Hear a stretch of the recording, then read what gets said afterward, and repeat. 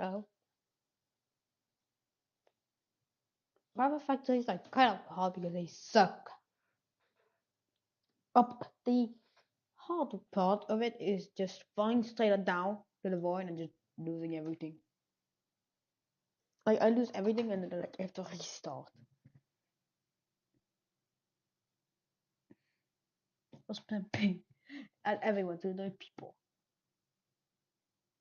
Wow. Wait, you said rivals? Yo, rival, rivaled.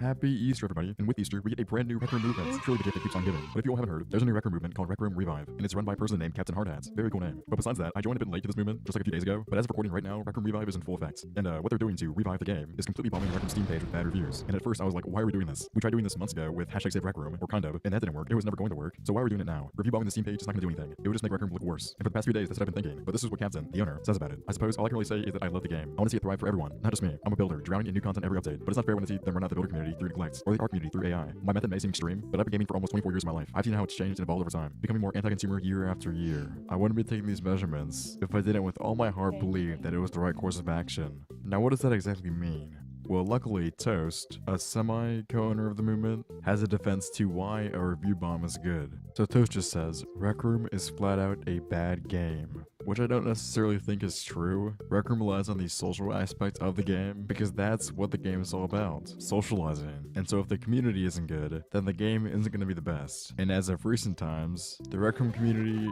could be a lot better. Definitely not the most positive game in the world, but Toast says leaving honest reviews is a power move that we have as customers. Bad publicity is what organizations fear the most, especially for a game. And so with this, for the movement, you're supposed to leave an honest review on the game, which in this case is mostly negative, but the goal is just to get Rec Room to notice that their game kinda relies on a good community, and without that, all they have is a sandbox. And so after hearing that, it made a lot more sense to me. The best way I could explain it in layman's terms is a reality check for Rec Room. Maybe they'll snap and they'll be like, oh my gosh, our whole player base relies on their own community to be happy and for content in-game and outside the game. And if the people who do those things to keep Rec Room afloat aren't happy with the game, they'll stop doing it, which is why tons of Rec Supers quit this past year. And if they don't want more of that, they kind of have to listen to us, which hopefully they do via like the fourth Rec Room movement we've had. It's kinda hard to keep track nowadays, but right now it seems to be working, or eventually it will work, because people are actually leaving like honest reviews, full stories of their experiences on Rec Room, what they don't like, what they do like, what they can change, all in a constructive way. Well, for most of them. But this is really good. I really hope we can push this constructive criticism to...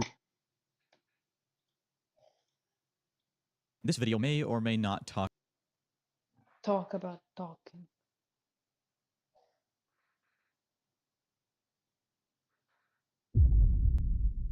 Now, something I really hope the owner doesn't get into his head is that he can pull a Blox Fruits and go months and months, even a whole year, without an update. The strongest battlegrounds is not Blox Fruits. From what I've seen, you've been treating us better than the Blox Fruits devs. You actually update your game, unlike them, but you can't become them.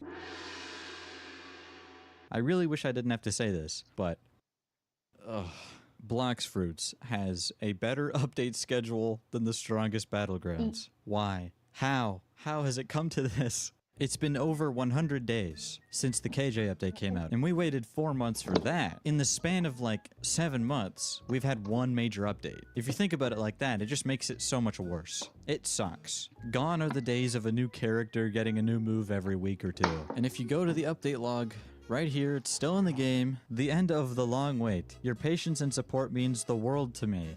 Thank you. I will make sure this long wait won't be repeated. You can expect updates every 2 to 3 weeks from French fries. I think you should remove this before people start to notice. The owner did say that, and he also posted a Discord message saying that bi-weekly updates would come back, and they never did. And the message is deleted. Not surprising there. But at least we've gotten some sneak peeks for the next update. Right? We've had about like 4, 5 sneak peeks in the past 4 months, give or take, and the main thing that we're all waiting for is Child Emperor's Awakening thing, the mech animation, the big robot. And you gotta remember, it costs $10,000, so that means it's gonna be super, super awesome. Ever since we got the last sneak peek, it's been 1 month of nothing, 0, radio silence. Can you believe it? I can. The only new content that we've gotten, like actual things that count as content, are the seal emote, which is the Eternal Seal Gojo thing. So we got a new limited emote. Okay, this is pretty cool. We got this emote, and you wanna know the funny part? This was an accident. They didn't mean to drop this. This was a complete accident. This was meant to be some sort of reward. One of the only things that we got in these past 4 months was an accident. An accident. And probably the funniest thing, if you go to the Awakening outfit, you can see Laserbeam here. Laserbeam wanted to do a video where he spent a bunch of Robux. It's like a series he has. So he asked the owner of the strongest battlegrounds to give him his own little moveset. I will be drop kicking this child right through the face. I think it's kind of funny that it still shows up there. This update is expected to have a lot in it. It's expected to be crazy, but is it really going to be worth the wait? My name is Funny, and I am an idiot. So a while ago, I commissioned a mod to make Minecraft crafting as agonizing as possible. But here's the kicker. I then forgot about this mod until half a year later. This means that with my terrible brain, I don't remember what I asked for. I don't even remember the specific features that I requested. We're here. I now have now back to school. and it's like multiple months of school, probably. I don't like skip a single week of school, probably. I don't know. Anyways, I felt weird. I kind of sleep like the air felt like low quality for some reason. Yes, for some reason. Anyways, this is. What is this? Why is a book floating? Why does a book just fly? Okay. I'm gonna play some Factory Forever Skyblock, which has quests, so yes. Now we're gonna fail. We're gonna do all of this so that something.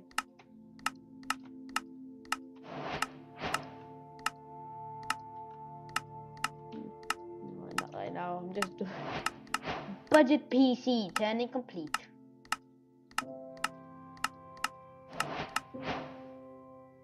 Hold up, I gotta do something. What I'm gonna do. Hold up.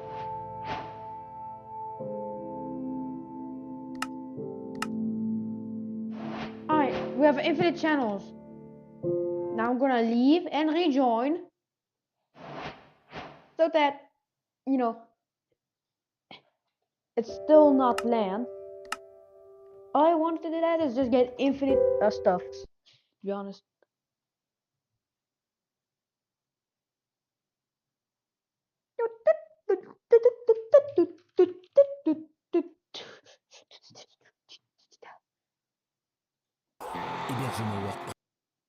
Right now, your computer is performing a magic trick. Every program it's running thinks it has a whole memory all to itself. We call this virtual memory. Imagine memory as a massive grid of tiny switches where each one can be either on or off. All these switches are instead power cells that can either hold or do not hold an electric charge. They're all packed together into what we call RAM, or random access memory. When a cell holds a charge, we call it a 1. When it doesn't, we call it a 0. That's what we know as a bit. String 8 of these bits together and you've got a byte. That's enough to store a letter or a small number. But here's where it gets more interesting. How does your computer know which cells it needs to access when it needs to store or access anything? The answer to this is memory address. Every single byte in the memory has its own unique address, like houses on the street. Address 0 would lead to the first byte in memory and address 1 to the second. Now imagine that you had a computer with only 1 GB of memory. With the same computer, you decide to count your taxes with the calculator app. But you realize what a boring task it is. Who's gonna know anyways, right? So you close the calculator and open Discord and Minecraft so you can play Bed Wars with your friends. The thing is, you don't have any friends, so instead you close Discord and open Chrome. But there's one issue. Chrome is too big to fit where Discord once was, and it can't fit under Minecraft. So what does your computer do? It splits all the memory into equal sized chunks called pages. Now it can put as many chunks of Chrome as possible where Discord was, and most of the rest under Minecraft. But there's another issue. Your computer only has 1 GB of memory, and Chrome still has some chunks that need to be placed. Well, since everything is fragmented, what we can do is take some of the pages that haven't been used in a while, move them to the disk, and place Chrome's remaining pages there. When Minecraft will need its page again, a page fall will occur. This is essentially the CPU that's saying that it cannot find the memory that's being accessed. When this happens, the operating system will step in and locate the needed page on the disk, find another rarely accessed page, and essentially switch the two. While this is happening, the process of Minecraft has to wait until its page is loaded back into the memory. It's still a fairly fast process, but ideally you always have enough memory so that this never has to happen. The system of dividing memory into pages and mapping them between disk and RAM through virtual addresses is known as... Oh, sorry. Dude. I don't know why this dumb book from Dynamics just floats to me. Anyways, energy stuff, we have SU, Art, New, Natures, Air, Ford, Botania. Alright, welcome to the mechanical aid.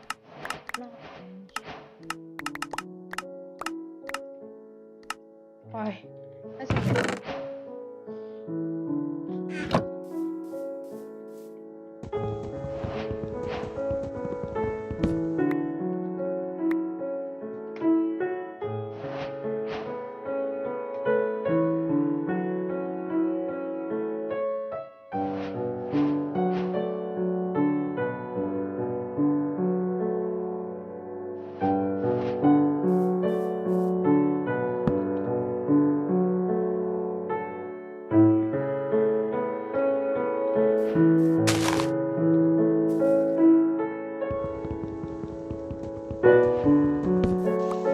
Whoa, saplings.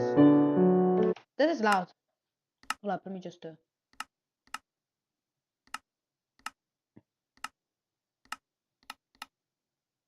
Oh, I don't want directional audio.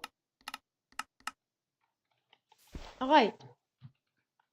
So I can grow crops with the wooden thing that is like very cheap. So I need andesite and some iron. I have a shop. Let's make it into a knife, a phone that I can shop with. Alright, so we have some stuff. We have grass. Yeah. Or you can do Item Asylum, the dumb game where you fight and fight and fight. Anyways. Y'all gonna get free anti debris, TNT. How do I get permits? Permit. Try permits. I need this and poppies. This with titanium. Diamonds with 8 of these and compressed mechanisms on a compressed iron. Which how do you get compressed iron? How do I get compressed iron? I need compressed iron. The thing. Let's go like okay. I need to smelt some compressed iron dust, which requires. Okay, I can't.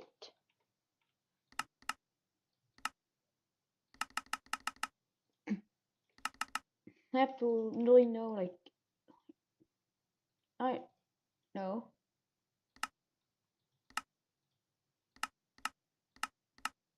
Bulk washing. I can wash empty.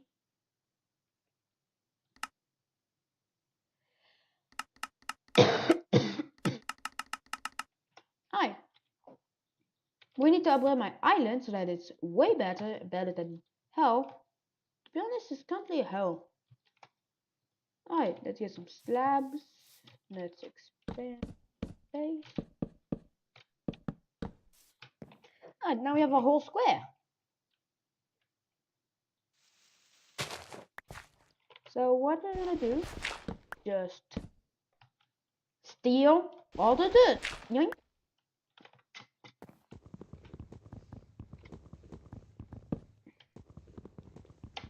Oh, buy 2 slabs that I could have gotten, but I did not care. Alright. There we go. That's our platform right now, which is tiny. But I'm still expanding. To this day. Alright. Alright, so you have a nice platform, probably? Yeah, it's nice. So let's get that bridge out. And let's place some dirt.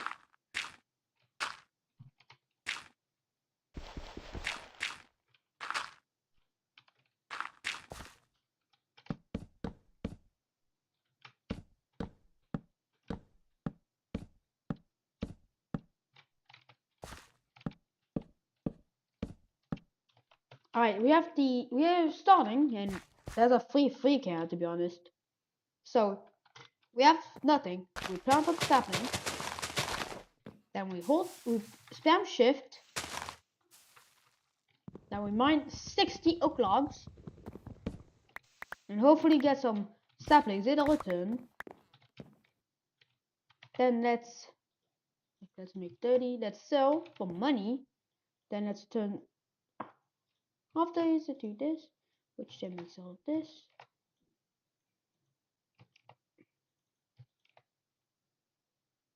Makes all this, and now I can sell this. And now expansion.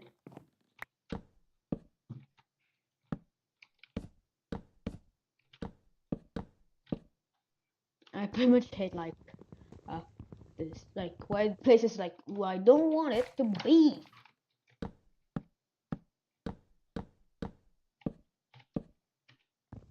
They got like these slabs. It just like let's say I randomly put 2 blocks. Like let's say I do this, and I want to move to the bottom one. Yep, these slabs is in this spot pack, which means not a lot of stuff. First off, let's get some seed.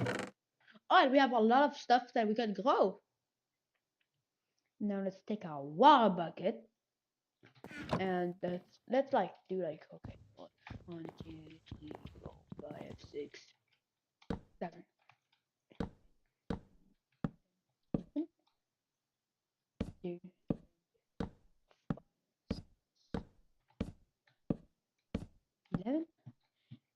2, 3. You just go where this is.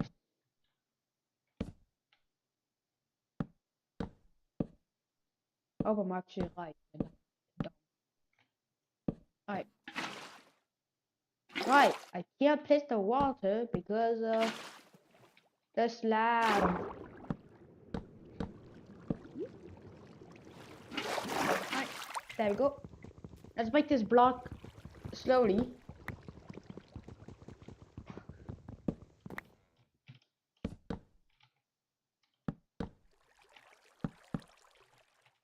Right. Oh.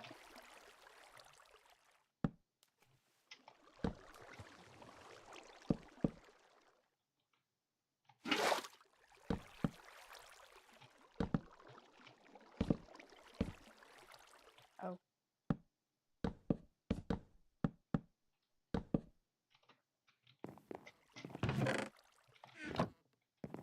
I have some more slabs. So with this, we can get like ice, water, more water.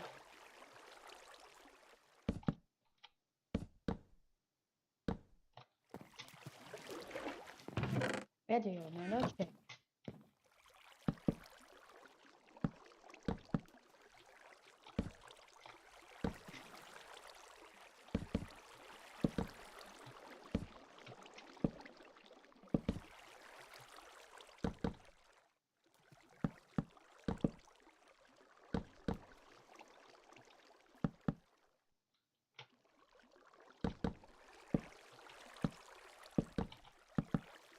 I needed one bucket because it was useless. I have ice, which is water. One ice is one water bucket. Now the tricky part is I will do so that I don't accidentally do something. Oh, there you go. Alright, it's still tiny. But we can add some dirt.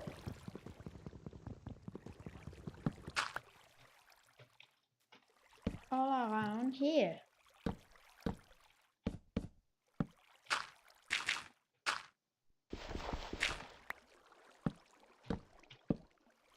I can till this, and now we have some fertile grounds. Now let's place a pumpkin seed, and just grow them. Alright, they're fully grown. Oh, and you know, let me just buy some wheat and hemp. There we go, industrial hemp.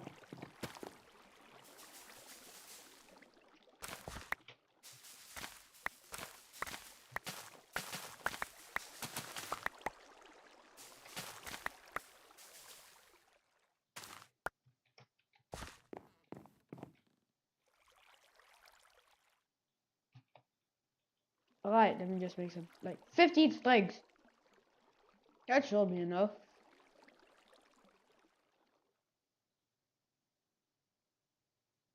Alright, boom, boom, boom.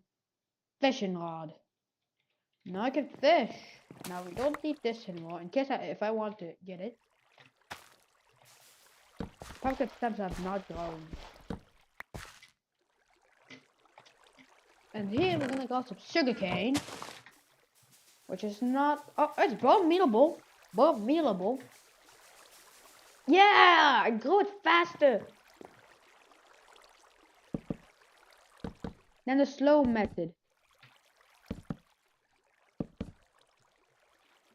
I'm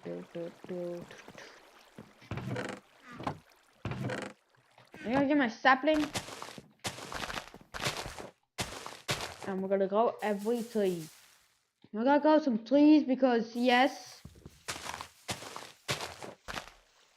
Alright, it's very dark. Let's mine 64 logs. It's not even done right now. But I need the logs so that I can make my bed. So I can just sleep.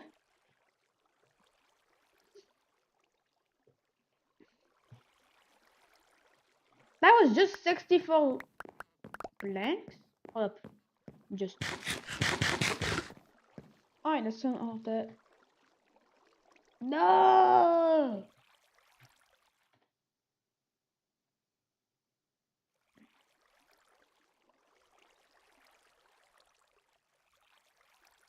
God! I actually wasted all my logs my precious logs into some useless things. Like very useless stuff, to be honest. Let me also more.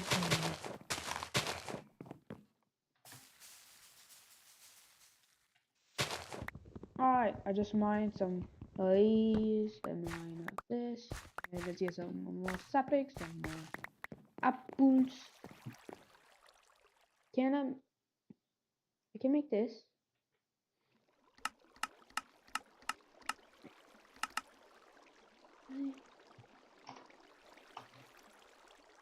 Oak slabs can be made with this. Or a oak vertical slab? Eh?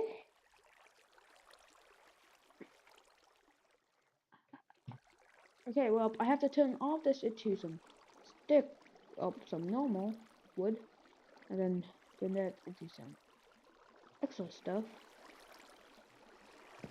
And this is literally just to make water stuff, to be honest. Now, what I have to do is, well, what I want to do first is to make it very good, way better than the other stuff. Oh. You know, this is tiny. Yeah, there's no water dripping out, and there's only one part left. I would have made 4 blocks, like, boom. That could save me some time. But no. Let's do this, let's do this, let's do this, let's do this, let's do this, let's do this, and boom! Big pond. Why is that water flowing down? Anyways, let's take our fishing rod. We can start fishing for some stuff, and yeah. Now some basic resources, which then gets me to heated wood planks, which then gets me to banana cage.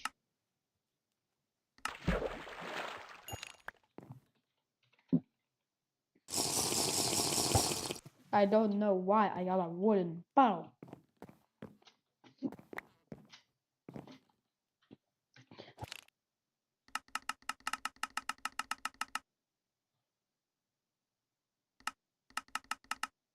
Why can't I buy milk?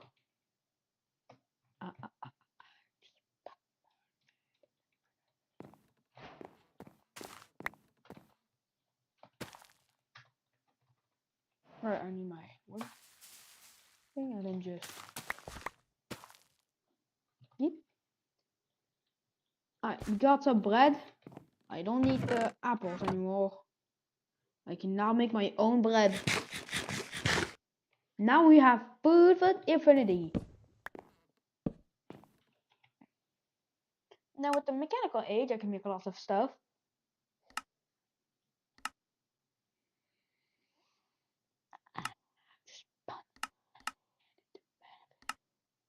Alright, it requires andesite alloy. Andesite alloy? You're kidding me. I need an alloy. Alright, yeah, this is cheap. All I need is some iron nugget, andesite, and then a mixer, which requires this thing. Which requires all of these, which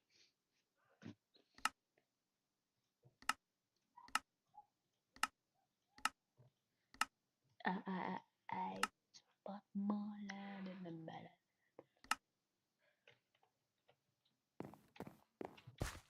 Alright, let's put down to like a couple andesite. We're gonna change this into beautiful stuff. Let's get one of the waters. That is infinity. Infinity waters. Boom. Boom.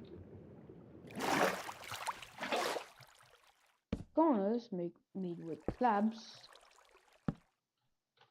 Because it's cheap. Alright, it goes down. Oh, I thought I fell. I thought I died. Economics 101.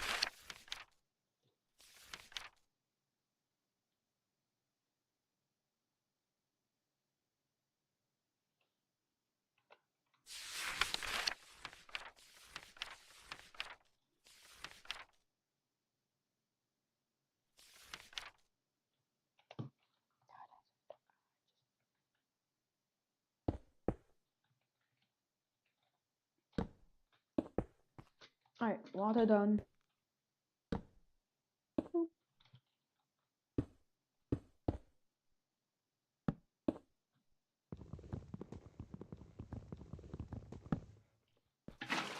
Alright, we have water. Now we take lava. Let's get some more andesite. Yeah. Yeah, I don't care I'm using andesite. I don't care it's expensive. There we go. That's how you make cobble. And then we're going to change all of this to beautiful and hopefully beautiful cobblestone. Well, cobblestone is not flammable. And it's way better than having to slowly do some stuff. But that's... Wait, I can't make one.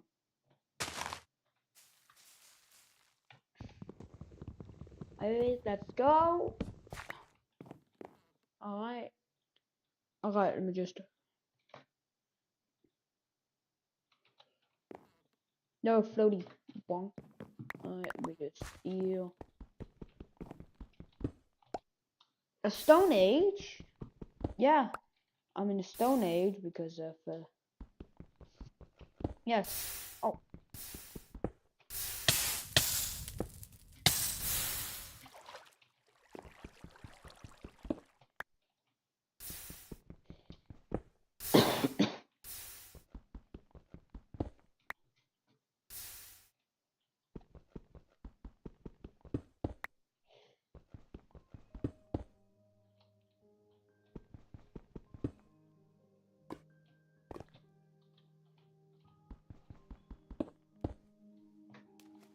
On my other side.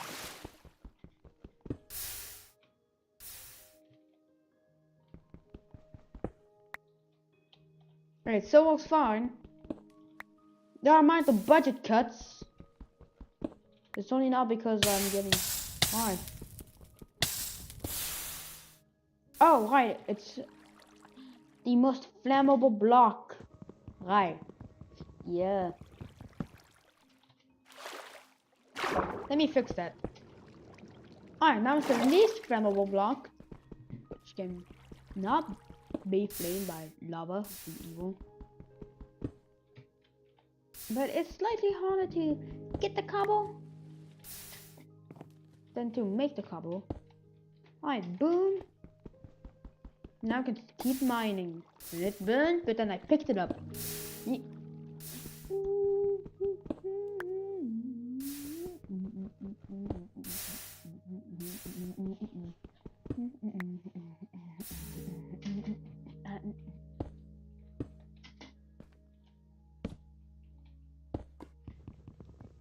Alright, now the water is way better and does not flow in two directions. It's only not because I'm not totally doing some stuff that's like garbage, but lava is just flowing down. I cut the lava off. Now it does not fall. Now yeet. And I need 2 more.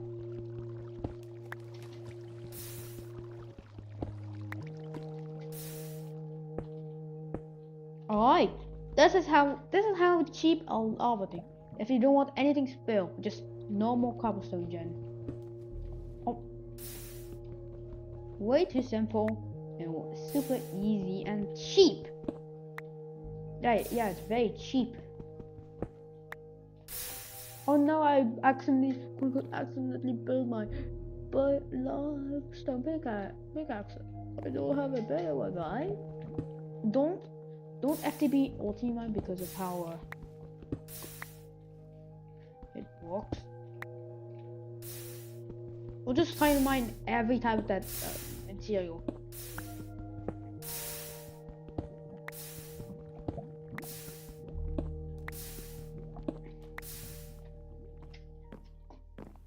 Alright, let's make our furnace.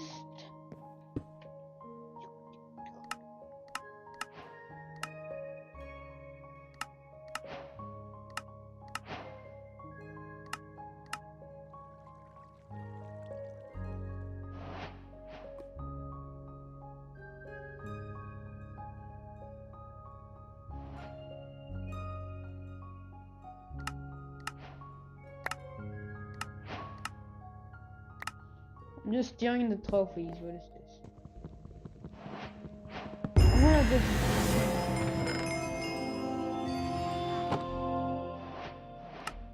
Alright. Yeah, I want to beat the entire mod pack, so. Yep. The end game, I need a lot of stuff. I need gem. I need a lot of metal. And any heavy metal. Perfect metals, which requires perfect stuffs. To make this, which requires compound.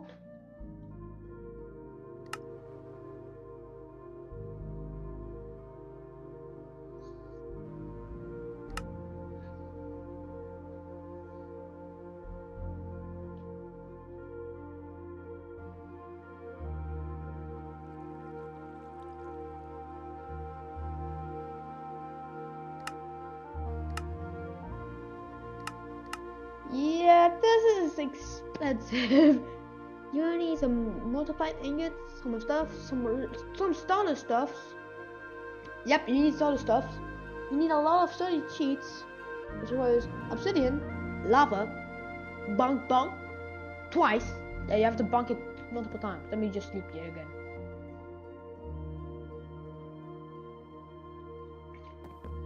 Every day I go to the same place. I do the same stuff, like going some money.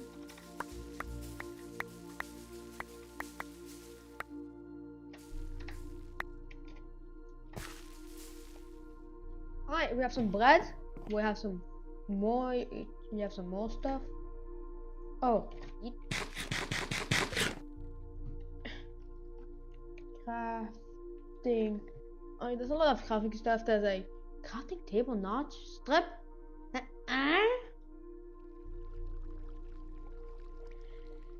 Dude, that's insane. That's a bug. That's a bug. That is a bug. That's a bug. That's a bug. That is a bug. Yo, singularities from extended crafting.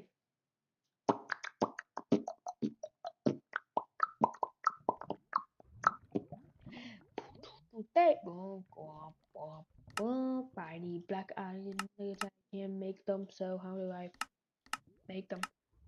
Oh right, I use steel, then mechanism and carbon to get extended crafting. Or I just melt steel with coal.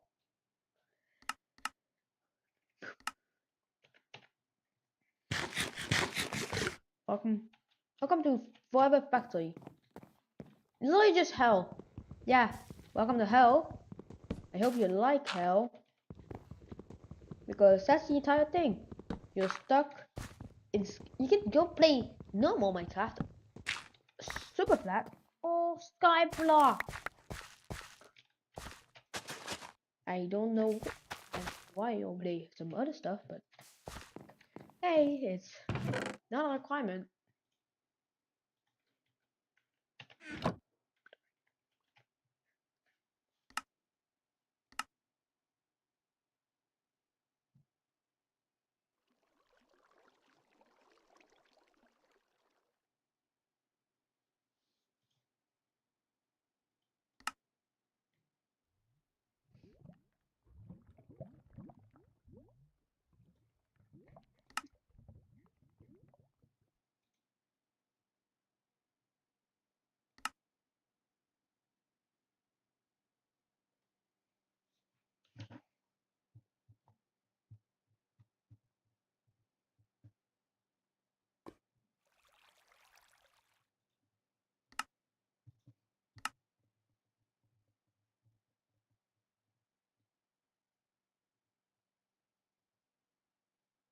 Mm.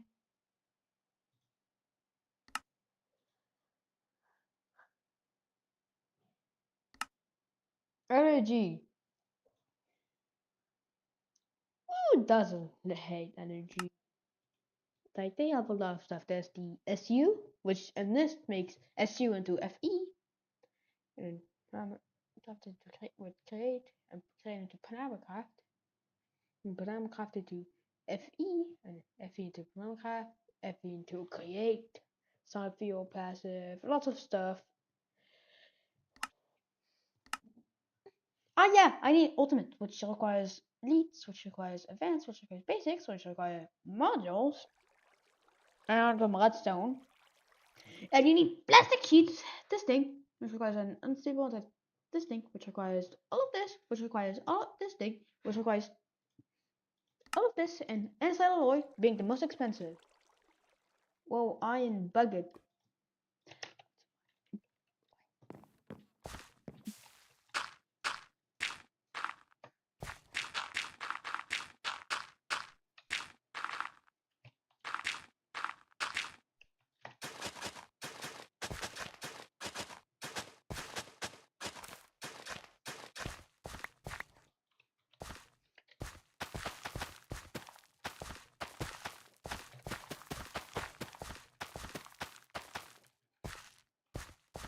I can expand it a little bit,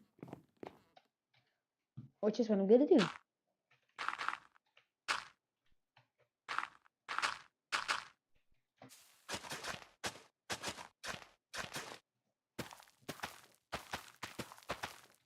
Alright, we have the biggest farm ever. So we can grow all the crops with my wooden. You know, since food is needed to play this mod pack, else you die.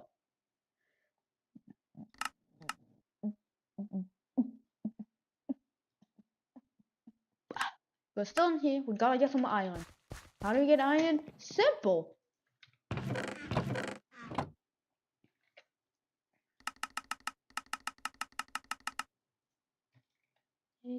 Alright, let's just install some planks.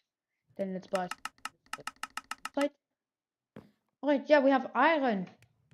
Then we can make some basic, and then we need a lot. We need kelp, which requires money, which requires trees. And the only reason why this mod pack is beatable on Skyblock is because of the admin shop. That's a lot of stuff you can buy.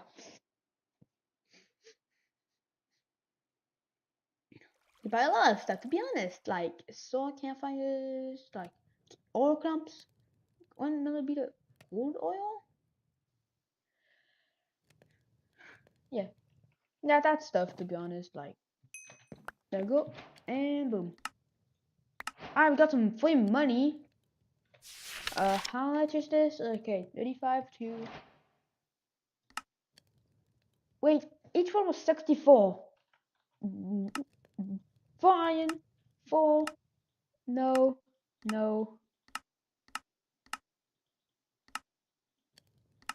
This thing.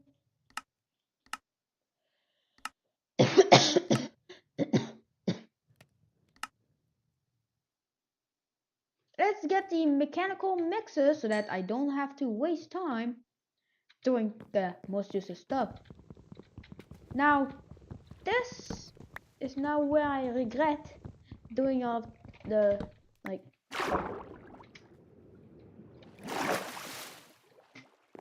what I'm gonna do is do a kind of secret entrance. And I'm just on the, hold up, let me just make some logs.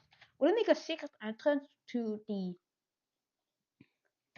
underground base, so yeah. Alright, there's no water going down there, which is bad. So I have to break it. Alright, I took it.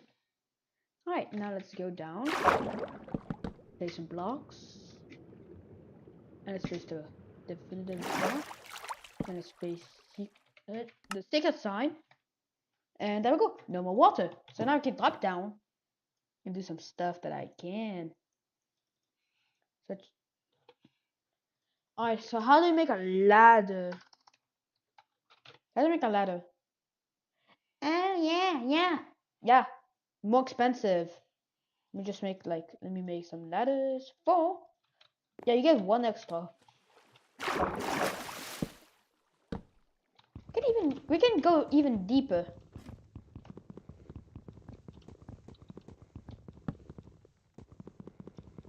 Why? Oh!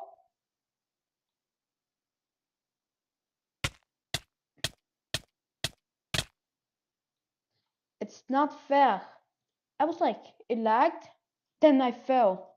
Is memory paging, and it is part of virtual memory. When a program requests memory, like when it gets executed or needs to load resources like an image, the operating system will create those pages we discussed and list them in a series of tables specific to each program. Let's say there's a program, and this program decides that it needs to access the address 0. Before this happens, the operating system will store the location of that program's page tables in the CR3 register. The CPU will now know which tables to use to perform the translation, but it won't be doing it itself. It will instead use a separate unit known as the Memory Management Unit, or MMU for short. By the way, just to make sure that you know, registers are small memory units located inside of the processor. If you want to learn more, I made a short YouTube video that you can find by clicking the top right card at the top right corner. That sounded weird. Anyways, back to our memory pages and tables. The tables I keep mentioning are actually a hierarchy of 4 levels of tables working together, each with 512 entries. The very first level contains the level 4 page map table, or PLM4. The second level contains the directory pointer tables, or PDPTs. The third level contains the page directory table, and finally, the fourth level contains the page tables. What will happen when the CPU gets an address that a program wants to access is it will go in the page table it was given, and then it will slowly translate each part of that virtual address table by table until it reaches the actual physical address. And the initial address that's not physical is what we call a virtual address. Thus the name virtual address. It's a lot like finding a book in a giant library. You pick the floor, then the section, then the shelf, and finally the exact book itself,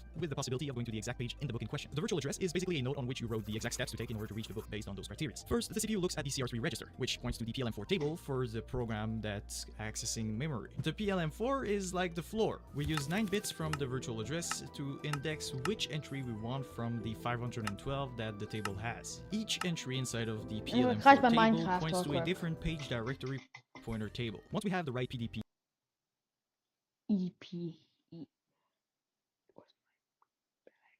This is Codecademy. My work is easy because I walk.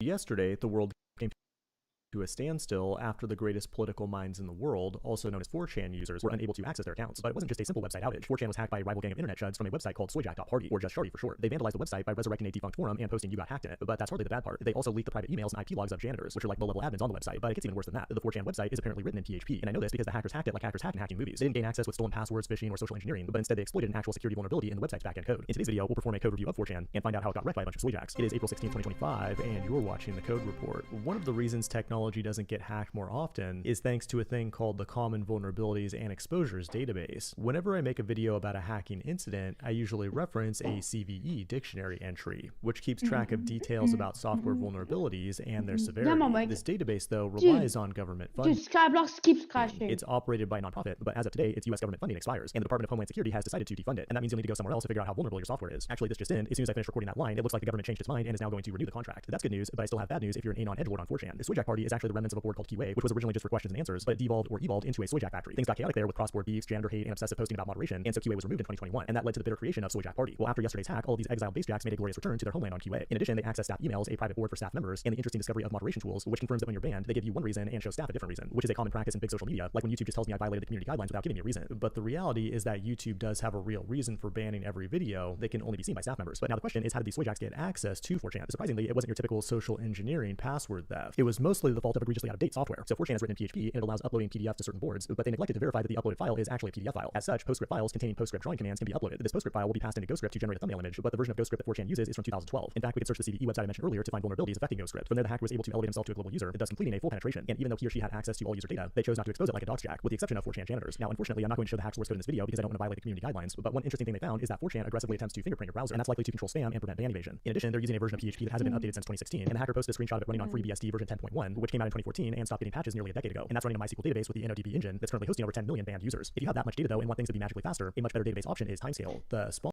Analytics code report is open source and self-hostable, or try for free in the cloud right now with the link below. This has been the The Broken Script is a mod that has been banned multiple times from different sites, but why? Well, apparently it crashes your PC, corrupts your files, and probably also kills you in real life, I don't know. But it came back, and I don't know how long it's gonna be back for, so I downloaded it and... Script.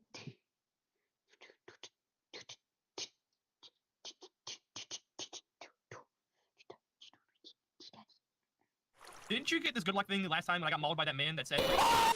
Legalize nuclear bombs. That man that said... Legalize nuclear bombs. What up? It's your boy Keyheads, and I've been talking shit about the Broken Script for some time now. Basically, I've been saying that I just don't really like the mod because it's one of those mods that just takes a while for stuff to happen, and I don't really like that, blah blah blah. However, a few days ago there was actually an update to the mod, and I've heard from other people that now apparently it's a bit more active, a bit more stuff is going on, and that I should really try it out. So that's what we're going to be doing today. I'm actually going to be playing the Broken Script for the first time, and I've never seen any footage of the Broken Script before. Actually, I never watched it because I don't really watch horror Minecraft videos, so I pretty much have no idea how this mod actually works. And right off the bat, as you can see, the fucking menu screen is pretty creepy, and I noticed that I actually can't quit the game, so that's fun. But yeah, I haven't even created the world yet because I don't know, everything seems to be really weird right off the bat. So just in case something happens when go away. Game mode, go away. What the fuck does that mean? Oh boy, it's a wrap. Okay, I'm just waiting for like a fucking jump scare to happen, like as soon as I open the fucking world. Loading the oh shit. Okay, we are in. The shaders and everything. This whole mod pack, by the way, was sent to me by Lord Onage, so huge shout out. So I didn't need to like put together a mod pack or anything. So first of all, we're gonna get the hell out of this goofy ass desert here. But I'm intrigued what this mod actually brings to the table. You know what I mean? Because I don't really know. I know there's like a big weird looking creature that's in every fucking Broken Script thumbnail ever. But like I actually don't know what like the creatures do, how they like, yeah, how they do anything. So that's what we're gonna find out today, and we're gonna. So this guy is just going to Speedrunning 37 stacks of blast furnaces. Yes, this is a real thing I've been doing. Yes, it's really hard. And if you think this sounds stupid, ridiculous, has no purpose in life, you are absolutely right, but I had so much fun doing it. 37 stacks is a full inventory plus your offhand, which means a full inventory of furnaces, aka 8 inventories full of cobblestone. But the recipe, if you've ever used it, is 5 iron and 3 smoothstone for 1 blast furnace. So I also need 5 inventories full of iron and 3 inventories full of smoothstone, which you actually have to double stone. And I want to do all this in 6 hours. That's the goal. You wouldn't expect it, but there's actually a lot of history to speedrunning 37 furnaces. In early February of this year, a YouTuber by the name of MrBit said, What if I speedran 37 furnaces? some might call it the most revolutionary words to ever grace this earth, but it was really a silly idea that nobody expected to go anywhere. Minter got 37 furnaces in 5 minutes and 23 seconds, claiming the first world record. What followed is the reason you're watching this video. People from all across the speedrunning community picked up the challenge to try their shot at a new world record. A few hours later, Tetron once again bested me by 50 seconds. Guys, I saw this YouTube video earlier, and it's like getting 37 furnaces. Recently, I ran into this video in my recommended called Crafting 37 Furnaces World Record, 5 minutes, 23 seconds. Like I said, I think something is possible, so if you have any interest, give it a try. I'd love to see where this challenge goes from here. Right, so 3 or 4 days ago, I stole MrBit's 37 furnace crafting speedrun. Let's turn it into 40. 1.5 It's gotta be basically 12 hours in the last 2 days at this point. Actually, probably more. So 40 is incredibly difficult, But for now, a final time of about 40.7 seconds. I'm pretty happy with that. Records were being dropped left and right. Nobody was sure how far this category could go until 4 weeks ago, a runner by the name of Weather completely shattered the competition with the first ever and only sub 30 second speed. It's an incredible speedrun and a really fun category, but that wasn't even the end of this challenge. Several of the top 10 ranked speedrunners evolved this challenge by collecting 37 stacks of furnaces. Done thing. 255. This record is now 47 minutes by Fineburn, introducing a really clever cobblestone farm using the end block, because typical TNT duper farms for cobblestone are banned. Those are considered a glitch. And so all of this brings us to this video, the next natural evolution of the challenge. 37 stacks of blast furnaces. Surely. I get a run that's good. Oh yeah. You like planes, my own. This was not my first attempt. I had several runs where I died. Honestly, probably too many. Like, bro, there's a little bit of scope. It's the newest version. But also, I was tweaking out a little bit. Like, how do you do that? The one block that you weren't supposed to fall in. And that wasn't even the worst of it. I was tweaking out all over the place. I tried to shear the creeper. Sheer creeper. You're kidding. I did 28 stacks. My goal was 6 hours, and my best run was 6 hours and 1 minute. Literally a minute off. I was so determined to make this run the sub 6 hour.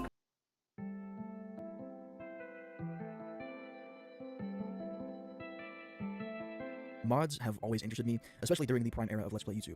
Mod showcases were some of the most popular content you would see. I remember binge watching the Gaming Lemons GTA 4 mod series or Vanos Gaming Gmod videos, but something that always stuck out to me were Minecraft mods. Channels like DanceTDM and popular MMOs were pretty much completely built off of playing Minecraft mods. I remember watching these videos and really wanting to play these mods for myself, but only having an Xbox 360, quickly realized that modding my console required soldering and was generally quite difficult. And also that there weren't really any Minecraft mods for the Xbox 360 at all. With enough searching, I eventually stumbled upon a video detailing how to get mods without needing to hard mod my Xbox 360. This of course was a video about Horizon, a Windows tool to put modded save files on your Xbox 360. Booting up Horizon today, it's just so perfectly outdated. The UI doesn't seem to have changed at all from when I originally found it, and today we're going to take a look at some of these older Minecraft Xbox 360 mods. I say mods in quotations because you can't actually mod the game like this. You can only create modded save files, so many of the mods were done via practical effects or were simply just a custom map. Nowadays, it was genuinely hard to find these mods. I was only able to find them via an old YouTube video that linked to a website called mcxboxmods.com. This website is now a scam of some sort. It seems like one of the scams that try to get you to download something via an affiliate link, or it might be outright malicious, who knows, but in order to find the modded maps nowadays, I had to use the Wayback Machine and click through the archive sites to find very old Mediafire links. I then copied and pasted them into my browser to find that they actually do still exist, and I downloaded them via the Mediafire links. Sadly, a lot of the links on mcxboxmods.com are adfly links and do not directly link to the Mediafire page. As such, these mods are likely lost to time unless another link is found or something. I found 13 maps in total, very heavily varying in quality. One of them is just so unbelievably bad that they must have genuinely not tested the map at all. But I've uploaded all these maps to my Internet Archive page if you want to download and play them for yourself. The first map we'll be looking at is called myhouse.bin. Just kidding, it's called save 2013-11-05-19-4803 brackets 2.bin. But the actual mod itself is called my house. No, this is not anything to do with the fucking ARG. And yeah, it's a house. Going inside, there's a ladder that leads to a basement area. The first room is filled with completely empty chests, but the next room has 3 different paths. To the left is labeled living quarters and has a chest filled with modded items. Stacked armor, in portal blocks, nether portal blocks, enchanted mob spawners. All of the enchanted items. Yeah, let me are just really stack my broken. They say tools. level 1 of each enchant, but yeah, that's just not true. The path forward is the mob spawner area with a bunch of mob spawners. I'd love to turn this into a huge mob grinder, but yeah, it's not all that interesting. And the area to the right is just a farming area, also fairly uninteresting. After this, I decided to blow the place up, maybe find some secrets, but I didn't find anything.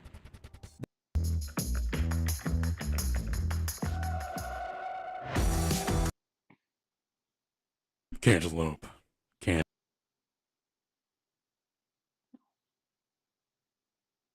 Melon.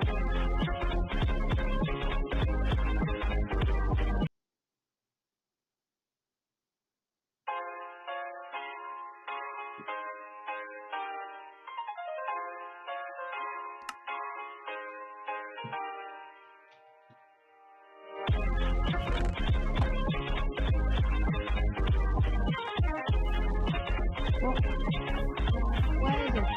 Where's the flying book? Oh, please up. Alright, let's find this thing. I just need... How does the book just flow? Fly. I haven't got enough.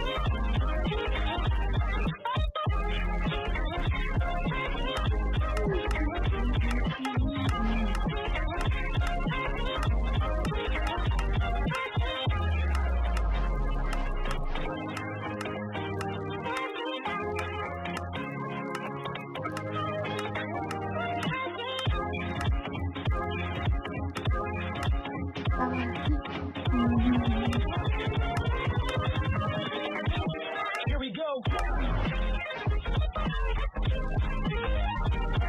Melon.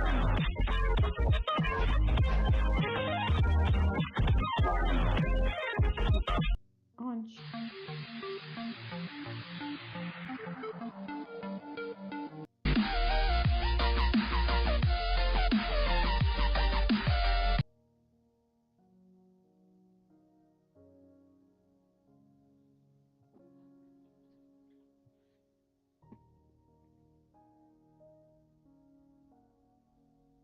Okay, you know what?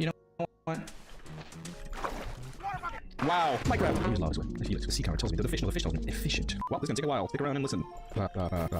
Okay. Got you guys on edge, huh? The nether. The nether.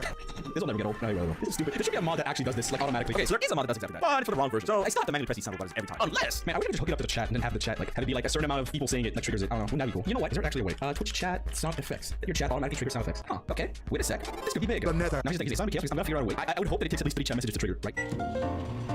Okay, maybe it works. Maybe it works. Can you guys get like tested in chat? Oh god. That's a little too much. I think I will make it eventually so that like saying any other word resets the others. Because it only makes sense. It only makes sense. Chicken jockey. Now this one is way rare. I don't want you guys just spamming like randomly because we're not gonna see any chicken jockeys. I'm telling you, we're not gonna see any chicken jockeys. I need to make it so it resets all of them. So that you guys can't spam like multiple different ones. You have to all agree on one. You guys are gonna have to worry about it. You guys have to think. You're gonna have to hate one another. Other chat messages won't. You know, just chat messages that contain those letters are gonna reset it for everyone, right? If I do like this, then hear me out. There we go! Wow, you guys suck at this. What? You just narrate whatever's happening on screen. I trust y'all. How simple, yeah, nice and yada ocean. No, there's no crafting table on screen. You can't do that. There's no crafting table on screen. No, there's trees, which I could turn into crafting tables. No, all of you on mobile, you better have like all the keywords in your Google Gboard or whatever. If I see anyone misspell crafting table, I'm pointing you laughing. Crafting table. No, don't actually. Don't. I need a task force. I need some defenders in chat. If you see people's typing stuff that's not happening on screen, I want y'all to type something else to thwart their plans. Yeah, because all it takes is 1 to resell the 6s. God damn it. You guys want me to set it to like 8? That's not gonna be nice for y'all. That's not gonna be cool. Okay, I'm setting it to 8. Alright, y'all fucked it up. I had something with y'all. I had something set up with y'all. I'm saying, and y'all messed it up. Ooh. And chicken jockey's 10. Yep, cool. Chicken jockey. The nether. Yep, that's not what I meant. I got doing it with 8. I said it's 8, motherfuckers. I hate you all, man. I should just make it just so that it's 8. Okay, I'm changing it to water bucket. I'm changing it again. You have to say water bucket. And you pissed me off. I'm saying it to 9. Fuck you all. Oh, wait, there's actually 4 blacksmiths in here. Hey, man. Yeah, no, fuck you. I'm out here. That's Jack Black. I'm jacking Arg. Jack Black from Kung Fu Panda. I can't. Why is his name Jack? What could he mean like Devon or something? Flint and steel. No Flint, no steel. Hold on. No, none of this is Flint and steel. It's a pressure plate. Okay, there we go. I have it. No. I made the thing from the movie. I made it. Look, it's right there. Say the line. Oh my god, you guys suck. How? The one time I actually have the thing. There's no way. There's no. There we go. Oh my god, you guys are late. No. That's unacceptable. All right. Okay, there it is. Look, say it, Jack Black. Say it. There we go. All right. Where's the other one? Where's the other one? Come on, come on, come on, come on. Say the line. I'm actually a substitute teacher of preschool. I'm trying to get like say words right now. No, it's the nether. It's not just nether, it's the nether. The nether. There we go. Alright, cool. Right. Y'all did once. The So nether. because you guys suck at it. The nether. Okay, that's The enough. nether. That's enough. That's enough. The nether. I'm in your world by now. I don't think it's the nether much anymore. Chicken jockey. You all. No, none of them are there. Chicken jockey. I'm saying it to 20. I hate you all so much. Chicken 20 people jockey. have to say it to trigger it. It's a special event. Yep. Getting so pissed. Yeah, I'm mad. You guys aren't taking the challenge seriously. You guys are messing around. Ooh. You guys are Chicken being jockey. How? I said it to 20, bro. Chicken jockey. I hate all you. How are you guys so not united whenever it matters? Whenever it's tomfoolery, everyone's like, yeah, let me put my cooperation bands on. Let me put my I love my friends belt. Chicken jockey.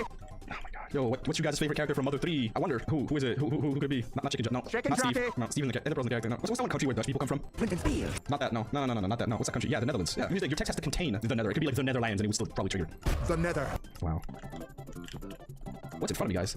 I wonder what's in front of me. Oh my god. Why is no one... There we go. You are learning really quick. Hell yeah. Oh, what's this? What's this? No, what's the thing in my hands? What's this? Yeah, you guys read my mind. Yeah, you guys are learning so quick. Yeah. Indeed it is.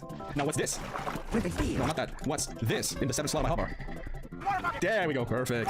Yeah, smart. Smarty pants, y'all. Toddlers and daycare. Yeah, this is literally what I'm doing, y'all. They're like, flint and steel. And you're like, no, water bucket. Yeah. It is literally, y'all. Flint and steel, water bucket. Flint and steel, flint and steel, flint and steel, flint and steel, flint and steel, flint and steel, flint and steel. Yeah. So happy to get it off of a piece of gravel, dude. Happy. And, wow, what's that on the floor? No way.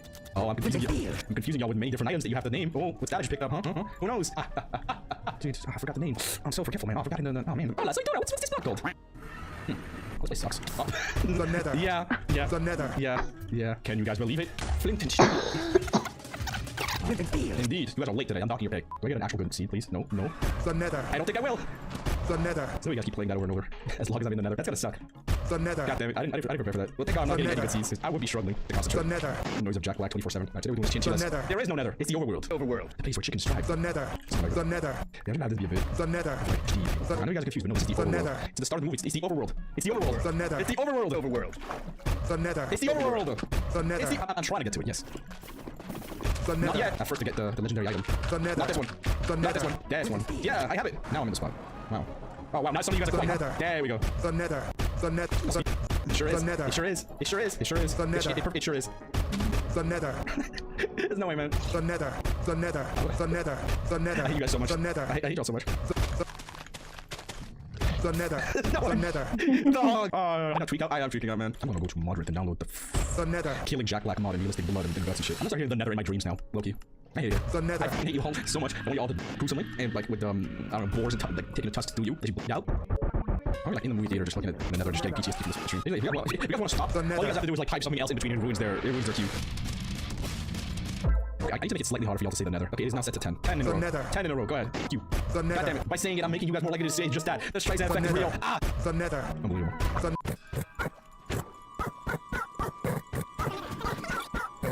No! Evil. Good. Flippity jibbity. There's no flippity. The nether. Yeah, I'm trying. Okay, I'm like way so patient, huh? Did I teach you patience and humility in Hollywood, huh? Do you think I get to choose whether or not I get... The nether. Not that. Do you think I get to choose whether or not the gravel gives me, you know, this? There we go. Now. The nether. There we go. That was well timed. Okay, cool. The nether. That doesn't make up for other ones, though. Okay, I've already left the nether. The nether sucked. The nether. The nether. I can't even name it. The nether. Dex. Okay, I didn't want to name it. You guys aren't even focusing on water bucket and stuff. Like, you guys just want the nether. Why? Have you guys forgotten what the movie's all about? It's all about what makes Minecraft. I focus on just the end of it. It's unequivocally uncool. I haven't entered it yet. Calm down. Calm down. Okay, now it's valid. And I've yet to get a single bastion in range. That was good. The nether. Yes. Yes, it's the nether. Yes. It is. It is. Chicken jockey. No, you know what? No. Chicken jockey. No. Yeah, say them all at once. Sure. Go ahead. Go ahead. Same chat message. Still good that does you. Chicken jockey. Chicken jockey. Not playing because it requires 20 to play. It's the hardest one by far. So you have to allow yourself or something. Whatever. Story of Chicken Undertale. jockey. Wow. Congratulations. You guys played chicken jockey. Wow. You guys earned nothing. Nothing. Not nothing. Nothing. Nothing. You lose. Yeah. Wow. There we go. You guys agree on one thing. Wow. Okay. Fashion nearby. Have Jesus over here. Okay. The nether. Yep. Sure is. Is it gonna be one? Is it gonna be a fortress? Is there gonna be one? An ender pearl. I knew that would happen. Damn it. Upsetting. I guess where we are now. We're in. The nether. Yep. Yep. Damn right. Lava pool. I'm not out of lava, right? It's not the last lava there is, right? Oh, please don't tell me. Really? I hit it here. I actually hit it here. You see? This game's fucking stupid. And I play it regardless. But lava, what could there be in this? The nether. Okay. You know what? That was well timed. There was only one of them. I'll take it. I start this all the way up there and it's a treasure bastion. Map that. No. The nether. Not counting that one. Not counting that one. That's gonna kill me. Yep. Alright, welcome to the one thing.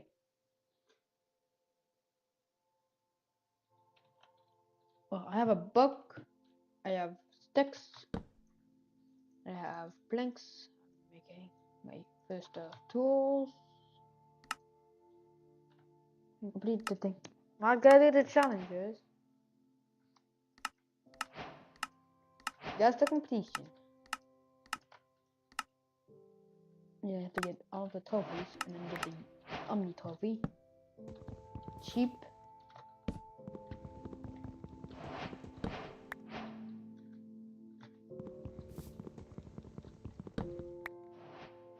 They have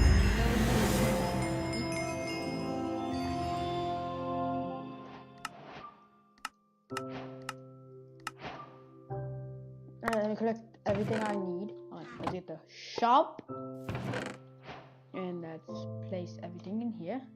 And let's expand. Yep, that's expansion. Let me just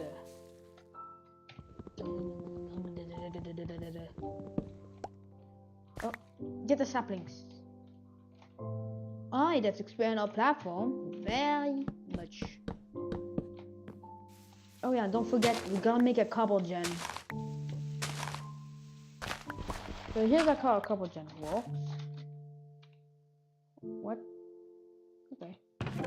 So we take lava, we take some water, we put water here, we put lava here, and that's how you make cobble. Now I'm just gonna take everything that I like my crafting table and I just move it like so. I don't wanna lose anything, so yeet. Alright, let's turn that into some seed. If I lose the chest, I still have the chest. The shop. If I lose the shop, I lose the entire mod. Hell yeah. I can buy stuff like andesite, iron, and a lot of stuff. Alright. Expansion. Alright. Now, since one poll, we're gonna make the first thing you always do in a Minecraft world that is still floating, but you have some stone stuff. Make a cobble gen. Yep, that's the only thing I'm doing. Making a cobble gen. Then let's make some more sticks. Let's make a new pick. The strongest pick.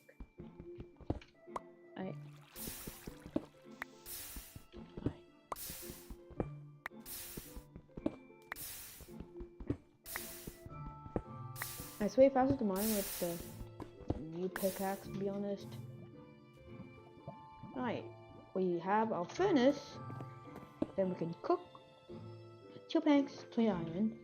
And now we're getting some basic resources. But I'm poor. And to go from poor to rich, we need some space.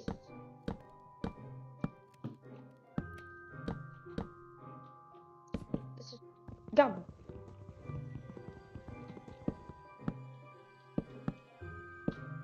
I just have $10, and what $10 can buy you? A single guy block which $10 is a tree, which then I mine it, and then I get money. Yep, each tree is a money. Yeet. I have to buy some more blocks. Then expand the block. The guys get more trees. So that we can get richer. Just a second. I know 39 blocks, that's like not a lot to be honest. Alright, yeah. Well, it's because the tree did not grow. It did not grow. I ain't bit it. Anyway, let's get some wood. Like, let's get a lot of wood to be honest.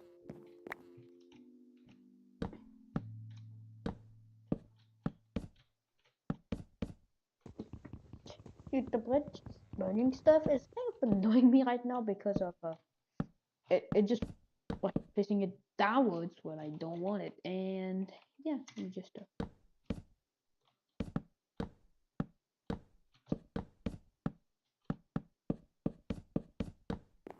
mining my Tusker block. It's just gonna be like the main hub. Yes, I'm calling it the main hub.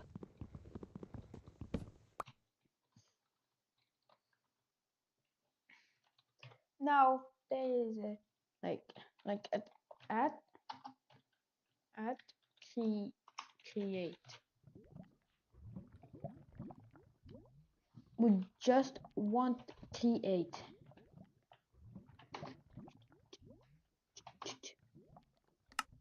I just want to create stuff other than create itself. There we go. Alright, we have create itself. So here's a lot of stuff like piston, pull, mechanical harvester. Alright, something not changed, but the mechanical harvester can harvest things and plow. I don't know what it does.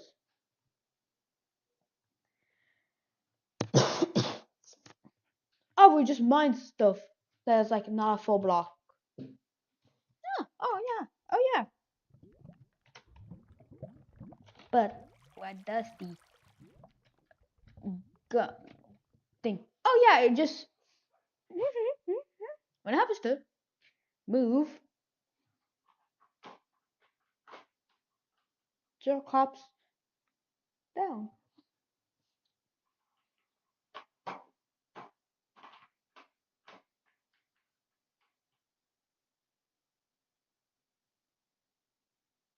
And that's sweet. Sweet. So it can be used to make some stuff.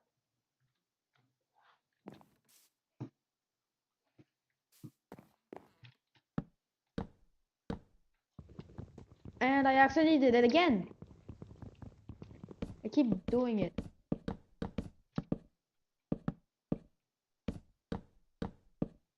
We're gonna expand the God. It's kind of annoying of like accidentally placing a block the way you don't want it to place. So we're off, and yeah. To be honest, I don't know if this will burn out. Be not, and you know what? Since I'm so scared of it burning, I'm just gonna get some cobble, and then don't I have some slabs, the unburnable slabs. Just thank God I have 2 lava buckets.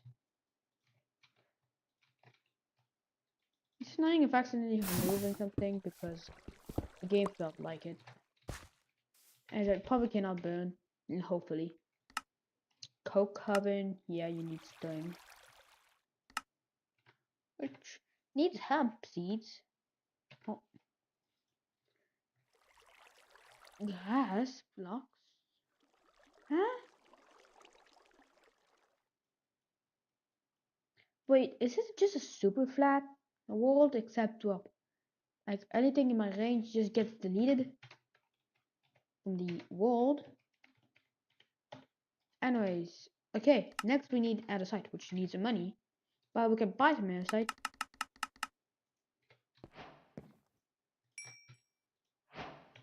Alright, basic resources. Get some money, then we sell the money, then we get some kelp. I'm just $4 short, 4 cents short.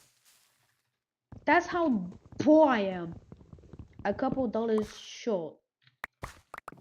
We don't need apples. Alright, we got the kelp. We got the kelp needed. We got to make some stuff. Then we gotta make some basic stuff, which requires a enginetic hammer, which requires a lot of stuff. But let's get some iron, as makes the andesite alloy that as the game has.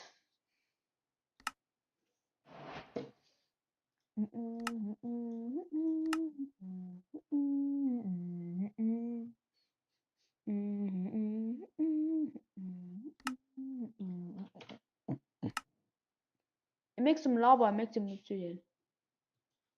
And the uses of lava by spawning makes netherrack the same thing into a magma block.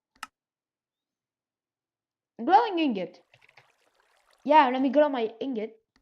To be honest, like very expensive.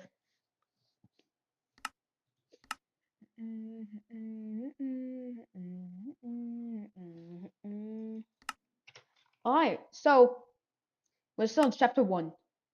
And we're going to go fall. I mean fall. Next, we need some shafts, which is like the only thing I can make.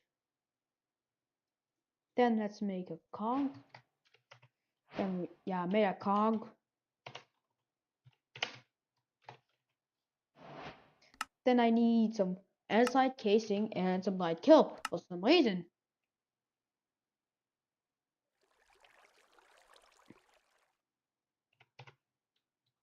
We don't have infinite water right now, but we're getting the infinite. We're getting infinity.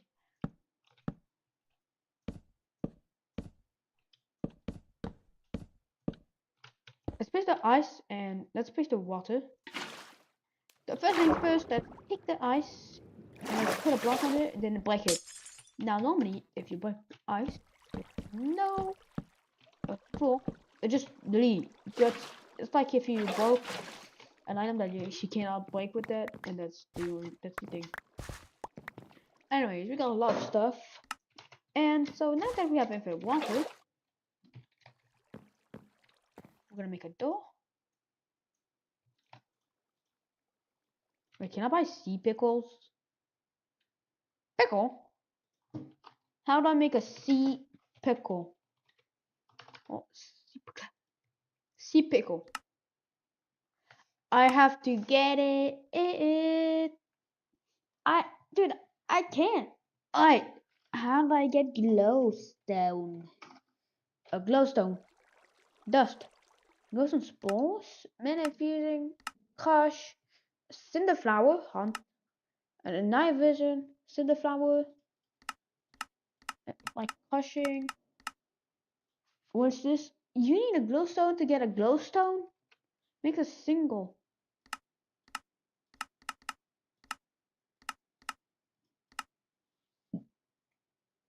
Oh wait. What? What? This thing can make me infinite glowstone when I get one glowstone. I can't buy glowstone, which is sad. And yes, very sad that I cannot buy it. But we gotta move on.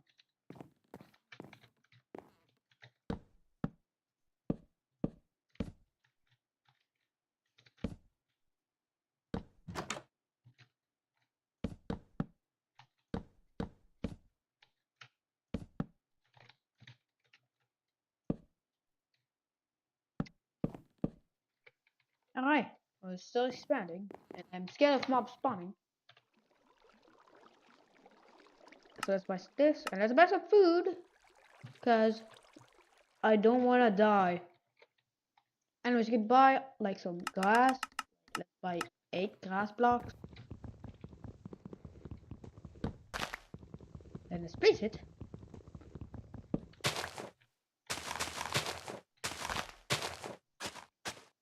Right, now let's place our hemp seed. That's this. Let's get some more seeds and let's add even more. And let's get even more seeds.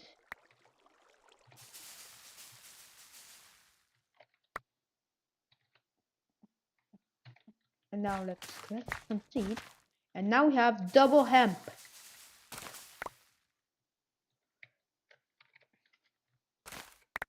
This is how. This is how you get infinite hemp. Fibers. Yeet. Alright, now let's make some string.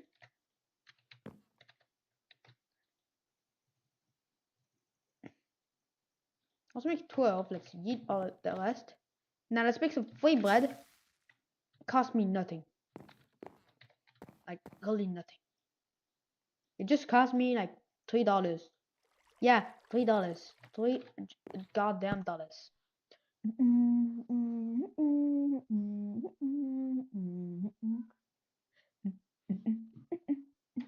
There's actually infinite seeds. There's milk, oil, and oil clump.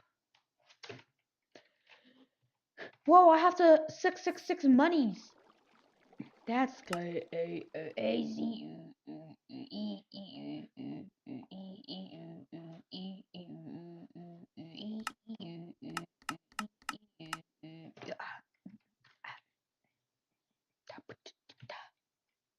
And let's buy a lot of like. Let's buy like. Alright. Now that I have even more in the site alloy, buy logs. Well, expensive. But it's like you have no logs, and you can either buy a sapling and grow it, or just make the early game's equivalent of literally just doing that. Alright, let's eat everything. Alright, now let's sell some of the oak logs. You buy all tin, all lead, and all stuff. I can buy diamonds. Dude, diamonds are cheap. I still use them because of how, I still use the weakest thing because of how easy it is. And I just buy a log because I just want to get. Let's make ours probably only axe. Right, and the other side age. There we go.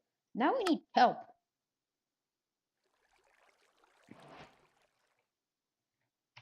I need kelp. Kelp is insane.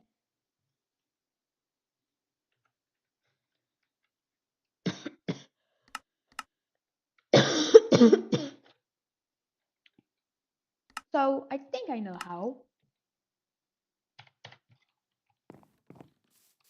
I'm gonna make a kelp fact. I'm gonna make a kelp room, like a very basic kelp room.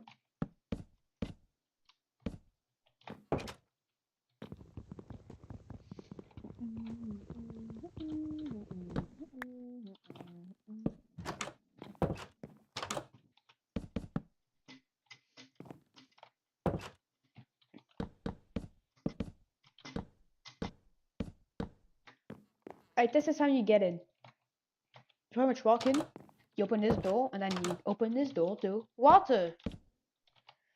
Now let's do like, okay, so 3,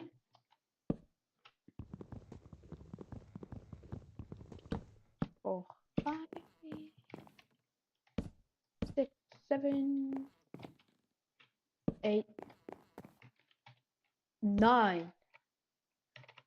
We of course gotta make some walls because we gotta contain the water so that we keep the water. If we don't, then the water would spill everywhere. That would be just annoying.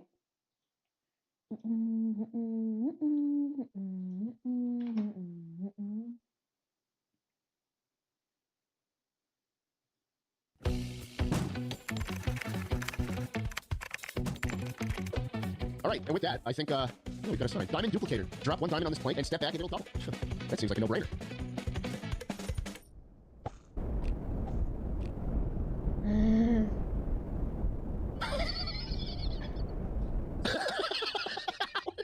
Looney Tunes has shit going on in the server today.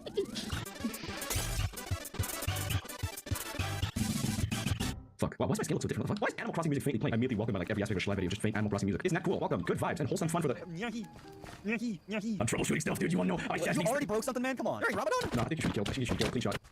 Oh, okay. Yahi, we gotta log off. Why? Not using slurs. Yeah, no, they're right. They're right, man. They were right. Well, thank you guys for watching. I'm kidding.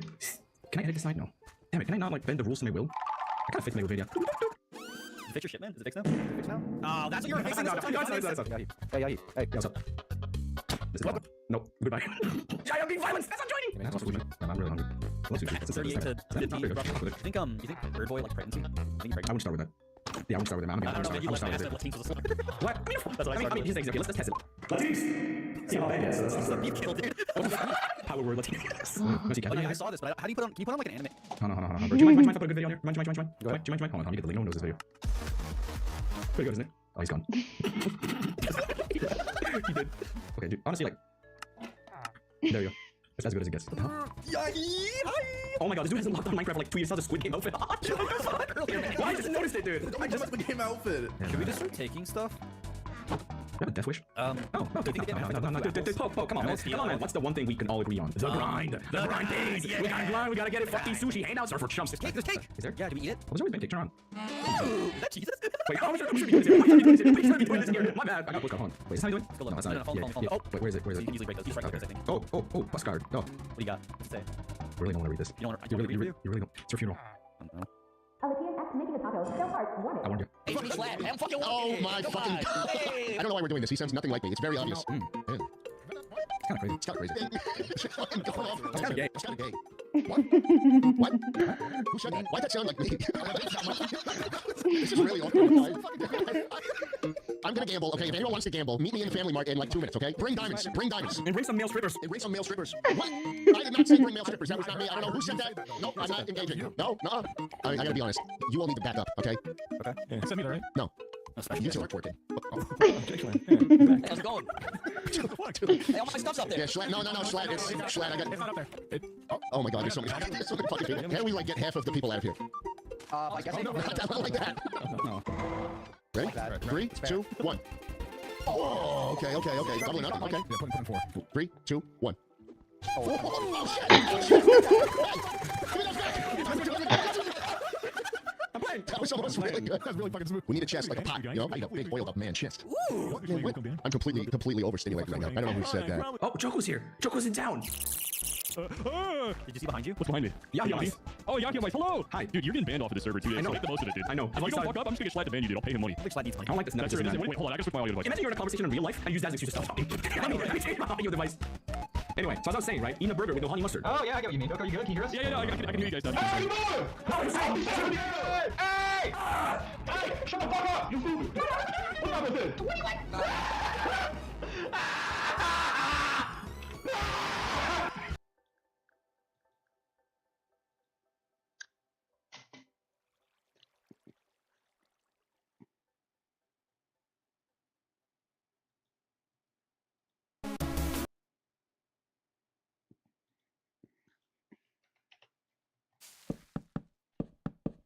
Anyways, yep. We gotta go kill somehow. Oh. Okay. We're gonna play some whoppers and hold up. I think I know how to. Hold up, let me just we're gonna go off these trees.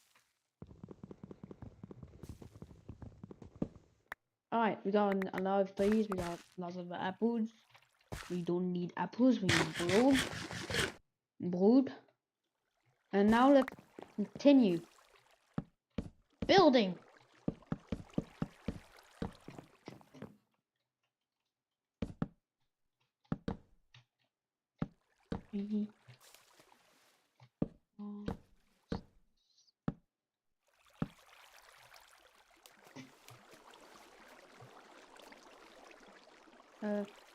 Small tunnel. Oh, small tunnel.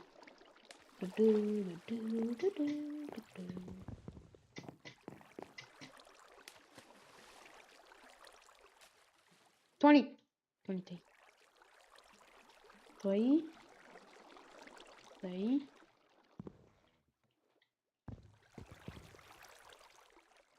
No. 1. 1. 2. 3. 1.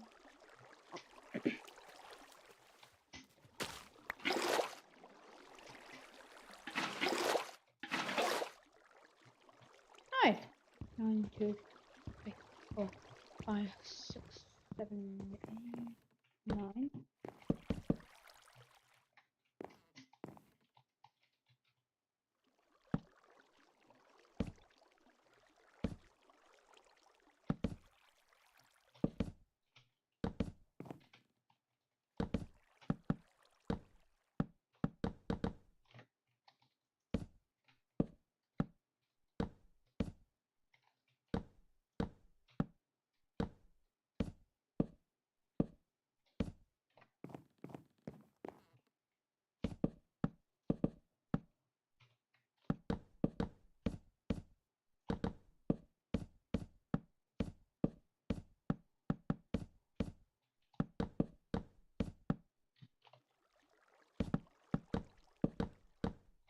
Oh. Right, we have a singular water bucket.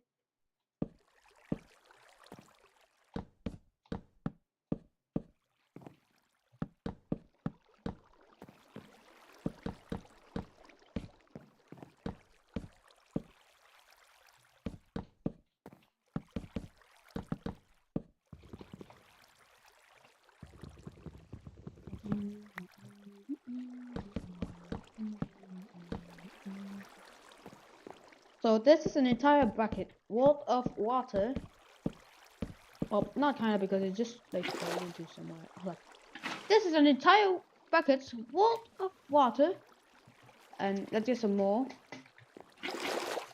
Alright, boom, boom. Alright, so if I put it here, there should be like a middle. Oh, wait. No, this is bad. I just don't like this.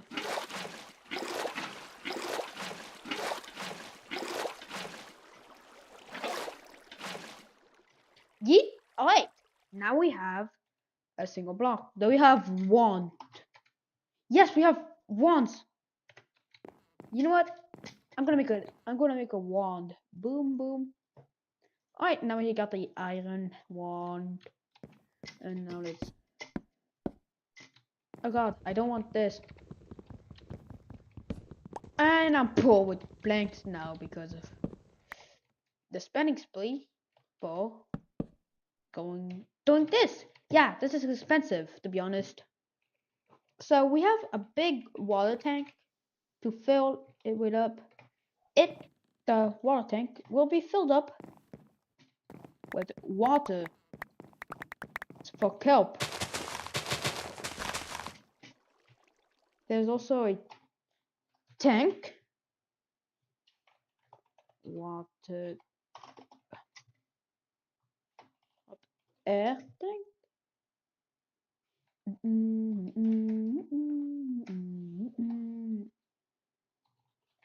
Suit. Diving gear. Together with the back tank.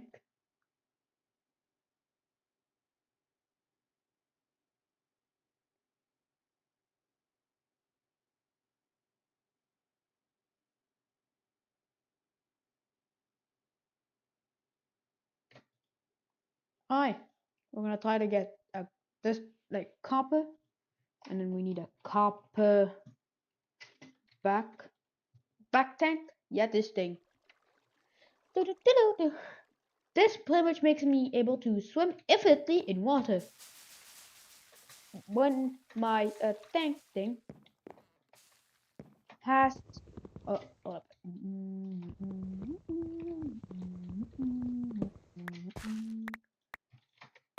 right, let's get my construction. Alright, water.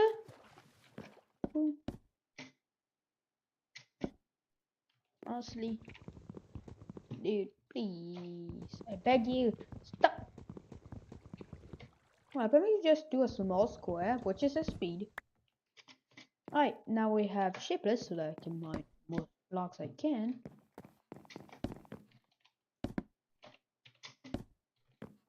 Oh, wait, I'm running out.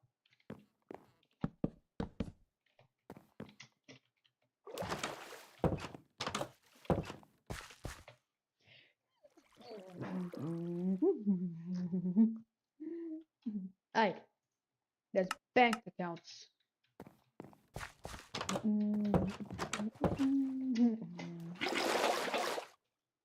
Let's take the water. Let's yeet. Okay, we have water buckets. Then and then boom.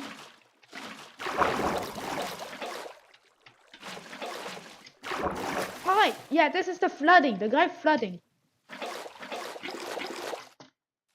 Of literally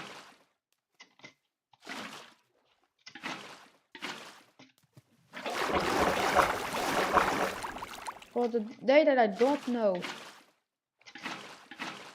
Now it's 2 times slower, but it does the same too. Hopefully.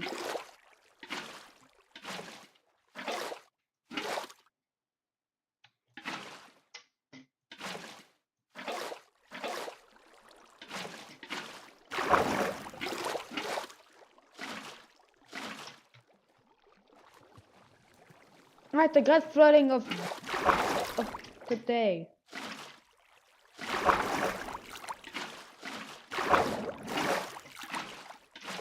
See?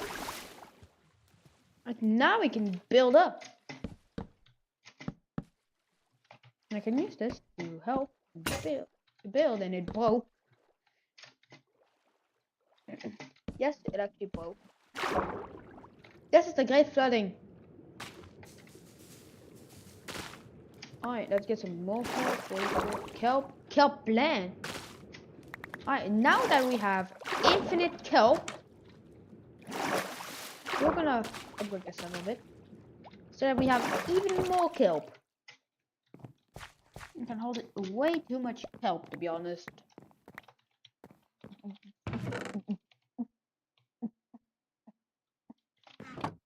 If you lose like your sugarcane, you can buy it. Bamboo, carrot, wheat seeds, the Evo seed, bread. Yeah, you can buy bread. Like in case you need something, just buy bread. Let's get the kelp. Where I have? Okay, I did not take the kelp. Right? Yeah. I need one last thing, which requires even more wood. I require this. And that's it. I just require 3. And just spam grow. Alright. It's 46 blocks. Yeah, it's still enough. Get off. No!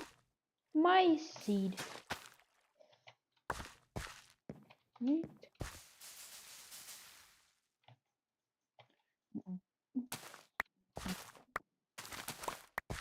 Alright, we need some more bread. But yeah, I have bread, but you know, I'm poor on bread, I think. Alright, let's open up. Let's make a single, like 11. Alright, so we have some kelp going.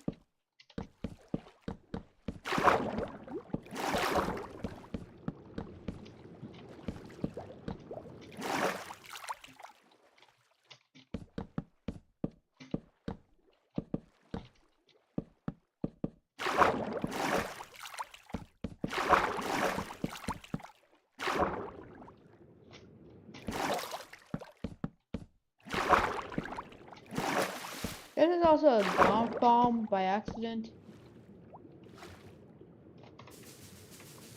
Oh yeah. Yeah, I just need to upgrade like some stuff. We can sell 31 logs and now we have riches. And look, we can buy a lot of stuff. We can buy 64 oak saplings. We can like just buy some riches. Clay is expensive. It's way too expensive. Yo, I can buy uranium? Alright, let's get some water. And let's go here.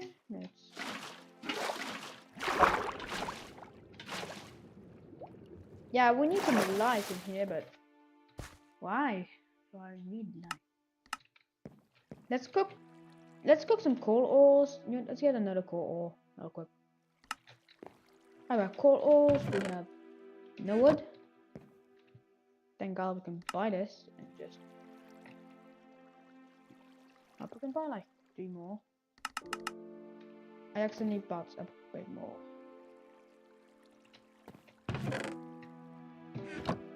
Alright, we need some coal. Stick. Alright, we got some torches. I don't want this to be a farm for brown because that's a dumb mob. But what we're gonna do is actually not go fully on top, but only up to here. We only go there, and now we have the kelp farm done with even some breeding room. You did not expect breeding room, did you?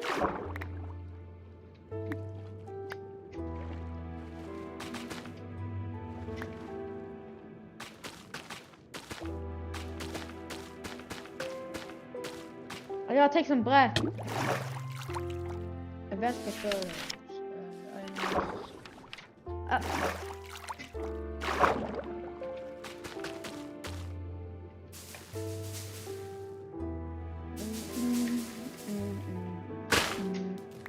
Alright, let's get the stacks of kelp.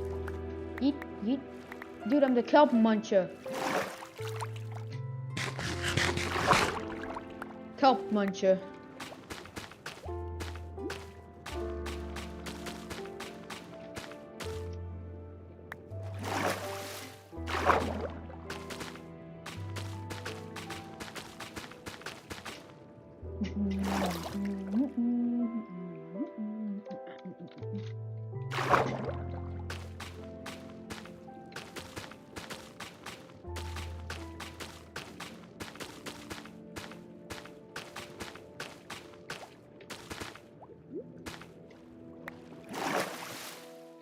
Dude, how much kelp?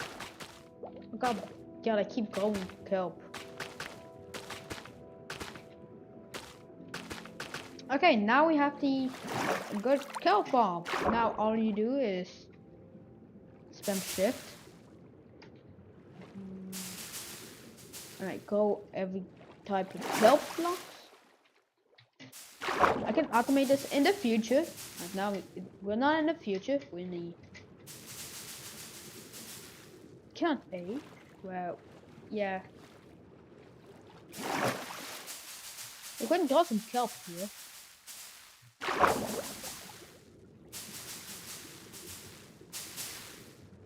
Alright, everything is up.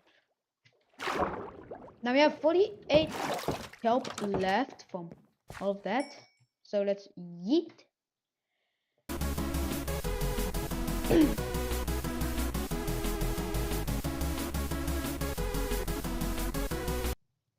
8 months ago, I went and I hunted down my impersonators. And what I mean by impersonators are people that will just make their display name my name, or they'll do that and they'll wear my avatar. And this was all the way back in July of last year. I don't even think I had 100k subs yet. And I already had like 100, just near 100 impersonators. But only like 3 or 4 of them were actually in a game at the time of me recording this. So I wonder how many I have now. Let me just search up Wellworks in people.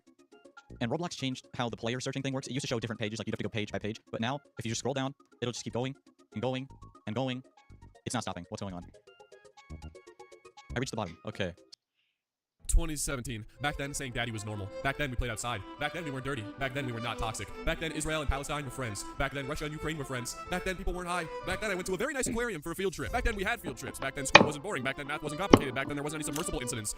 Back then, 9/11 jokes weren't there. Some of these feel just kind of thrown in there. Like, I get the ones about war, maybe, and then they just throw in. Back then, I went to a very nice aquarium for a field trip. But you can still go to an aquarium whenever you want. Just go to the aquarium. Also, listen, the last one, I can guarantee you were. Like, I don't know how long after the incident the jokes started popping up. I can guarantee you, by 2017, they had been there for a while. I mean, at least since 2016, I'll say that much. What's up, boys? Ladies and gentlemen, boys and girls, I have finally done it. I have acquired my first ever car. Check it out, dude. Ignore me awkwardly posing next to it. Okay, the lady at the dealership took this picture, and I didn't know how to pose at all, so I just kind of threw some thumbs up, and I look like a dork. Also, when she found out I was a YouTuber, she pulled up my videos on her laptop and watched them, like, right in front of me to make me feel embarrassed. It did work. Shout out Kayla if you see this. Anyway, ladies and gents, today we're taking a look at some children YouTube comments like we have done in the past, but not for a while, so I'm bringing it back. It's just a classic case of your 6-year-old little brother getting a hold of your phone and watching Roblox videos and leaving comments, and we're gonna look at it. Let me know in the comments how old you were when you got your first phone, because a lot of these kids are like 4 with phones for some reason, and that's the reason why they're leaving these comments. Also, we're trying to hit 1 million subs in 2024, as you already know, so hit that sub button. Okay, let's get it there. And with that being said, enjoy the video, boys. About name blank, gender female, she her pronouns, age 11 years old, nationality Indian foreign, birth date 25 February 2013, and sign Leo. Nicknames you can call me: Astari, Nebula, Husky, Leo, Saturn, Souffle, Neptune, Moonlight. Autistic since 2017. Hell yeah, man. Back then in 2017 we weren't autistic yet, and that's one thing to be grateful for. I'm watching this at 3 a.m. I'm not lying. I'm only 14 years old and I'm crying of scary, sad, crying, afraid face. But you do know what they say about 3 a.m., right? It is the evil hour. Lots of bad things happen at 3 a.m. I mean, PlayStation, you know, back when he was popular, he made that very clear. Okay, finally we got some free money. Yeet. Create generators, create logistics, and cookbook. Which requires lots of andesite alloy, clay, and brick. Dude, I'm too poor. Look at how expensive. Dude, I'm poor. I need more money, but I can't. Alright, we gotta make the Yama hammer. Alright, let's get some iron. Let's change that to stuff.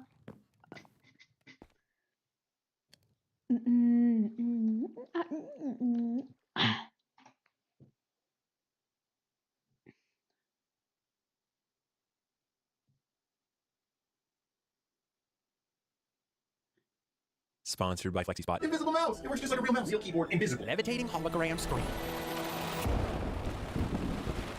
This is me, trying on the ground in fetal position like a little baby. And it's not because you guys keep sending me hemorrhoid cream in the mail. Please stop doing that. It's because I wanted to turn this into this.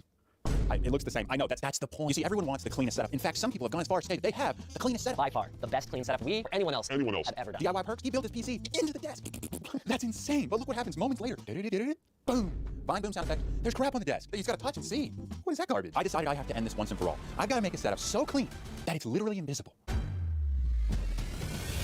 Ultralight 25-gram gaming mouse? How about 0 gram? Garces with his Giga keyboard and his big long keyboard? How about invisible? All these TikTokers, bro, with their cable management TikToks? How about I don't have cables? I know I seem like the dumb kid that everyone farted on, but this is real. I cried a lot. This is why I didn't upload for 3 months. If this doesn't get 2 million views, I can't eat anymore. And it all started with just the desk. The FlexiSpot E7 I've been using, kid you not, for 5 years. Easiest sell of my life. And I'll tell you more about them later. But I will say I cloned myself 2 times to put the weight of like 5 more about them later. I've been using, kid you not, for 5 years. Easiest sell of my life. And I'll tell you more about them later. But I will say I cloned myself 2 times to put the weight. I've got to share something personal with you guys before this video starts. My IP address. Your public IP address. Everything a hacker needs to know where you live, to steal your Robux, and to fart on your pillow. There was a hacker in Pakistan. I gave him my IP address. This time I install 2 viruses every time I laugh. The goal is to get this laptop to 1 million viruses. It was a real ransomware. It actually took me like 3 hours to get this thing going. It'll be a little stinky. Forget everything you know. It all comes to an end soon. The one got leaked was also in a video. Hello? The stakes get higher. That's not good. That's not good at all. And after a certain number of laughs, I leak my IP address. Don't laugh. Do you like being in the front seat? All right, you read the title. You know what we're talking about today. This is why trying to be cool in school is an utter waste of time. Look, I get it. We all did dumb stuff to fit in, but let's be real. Half the cool things people did back then are just straight up embarrassing now. So today we're going to be breaking down why chasing clout in school is an utter waste of time. It's pointless. It's embarrassing. Negative adjective. You get the idea. Let's just get into it. First off, we got the fashion flexers. These guys were absolute tryhards, spending ridiculous amounts of money on clothing just to get compliments from people at school. We all knew that guy who walked into school wearing overpriced designer clothing to get validation from his peers. Now, whether this guy was dumping his weekly paycheck into sneakers or his dad is super rich, it doesn't matter. It's still a waste of money when you think about why they're doing it. All this to get some lousy attention, bro. It's never worth it. You know, it'd be so funny till you'd see these kids with like $1,000 pairs of sneakers when their shirt and jeans got holes in it. Like, bro, you really just dumped all your money into one pair of sneakers. Everything above your ankles got you looking foolish. Dudes out here flexing like it's Paris Fashion Week, but they don't even got a pencil for class. Keeping up with trends just for the sake of maintaining social status has always been bizarre to me, but it's always seemed like the most useless when it's been with clothing, because hey, the literal value of it is so little. Like, there's no actual use to owning a t-shirt that's $1,000. Whereas even though it's a stupid purchase, if you spend the same $1,000 on like the newest MacBook, even though you have a perfectly working computer, at least you're getting the newest MacBook. It was supreme in Bathing Ape back when I was in high school. I could care less what it is now, but I see that shit at thrift stores now. Okay, I go to Goodwill every now and then to see if they got like cheap games or clothing, whatever. It's probably fake, but I've seen Supreme and Bathing Ape like at these Goodwills. So if you want to wear it for like a few months and then sell it to someone, I guess that's kind of worth it. But still, you know, just be smart with your money. This also kind of ties into a thing I've noticed that's been around forever, where people will sell themselves out and completely change who they are to fit in with the popular group at school because it gives them access to parties or I don't even know. Like, sit around this dinner table here tonight. There's this whole popularity contest of trying to be part of that in group that everyone else wants to be in. You know, the kids who. Alright. Iron, boom. We got everything. Let me just put everything that we need. Sticks are needed to make the Yamaha hammer. Call it that because I'm dumb. Anyways, I need a cogwheel and a plank. Cogwheel and a plank.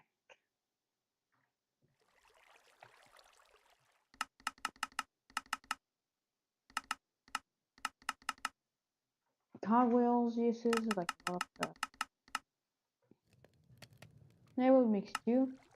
And I don't have a shaft. I did not take my shaft. Okay, boom. Other side and basic mechanism. Now we need this, which requires an andesite casing. And I wasted all of my iron on that and getting that. So we have to make more. Alright. We have some stuff. Let's make even more cogwheels. And let's get some sapling going to these two. And now let's just mine it with a bucket. Because yes. Alright, so very nice. Cool. Oh, and just pistol. Alright,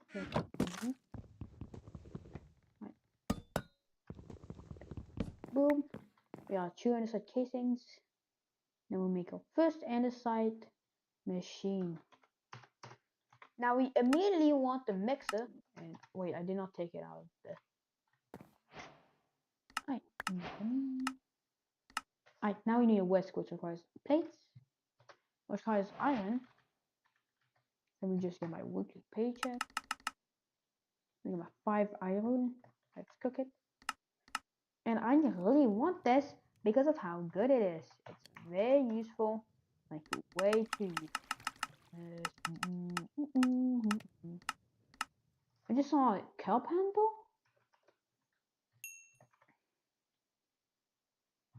Alright, so we're cooking some stuff. No more food. Dude, this is just kelp.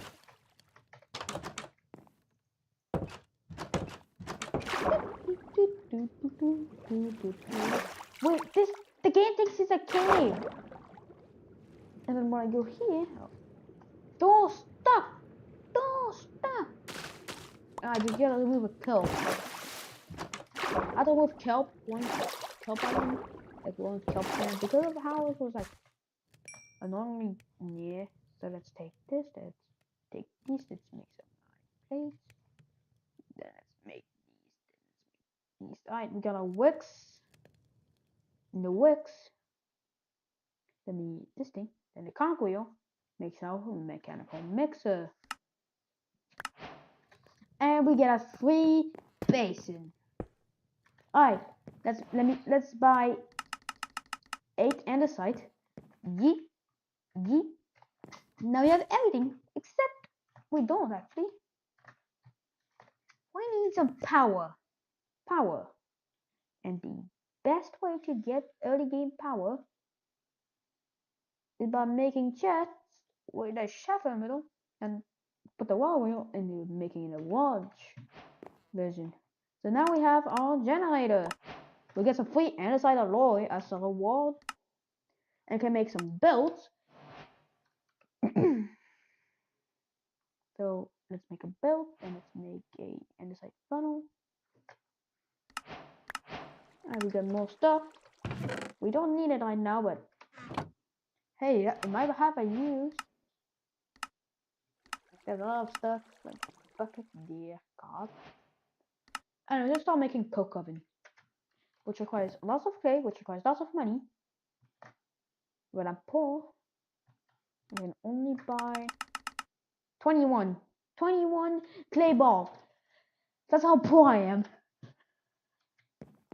Now it's a useful thing that I have a lot of andesite alloys and a single andesite casing left, because yeah, I want to make a fast mixer so that it mixes everything fast, so that I don't have to manually do this. Like I did it once and it was like annoying. Alright. Alright, for some logs. Now we're gonna turn one of them into a big one. And now let's place one here. Let's turn the other one into a big one. Because we're gonna put it like here.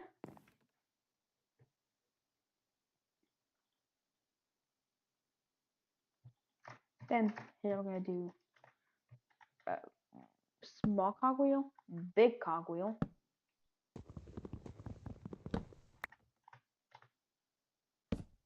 Alright, there we go. We got some speed. And we need a little bit more speed. That's why I took a lot of shafts. And let's make like 4 large cogwheels and 4 tiny cogwheels. And then here we have to expand the platform so that place it.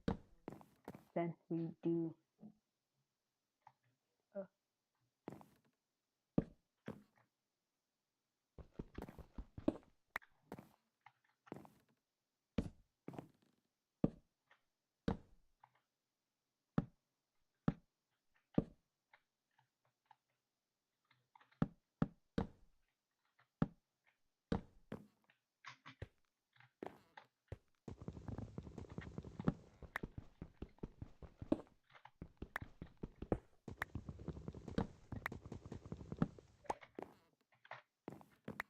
let's just start. Boom, boom.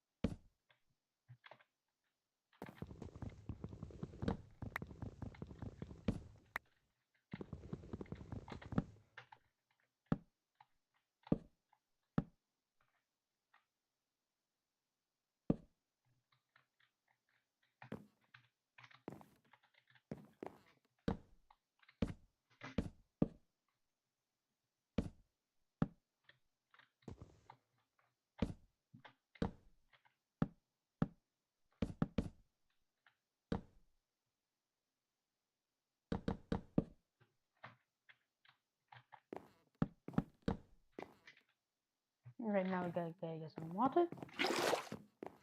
And now let's just place it. Overstressed. Okay, it's fine. The game says it's overstressed. I know one tactic to help it out.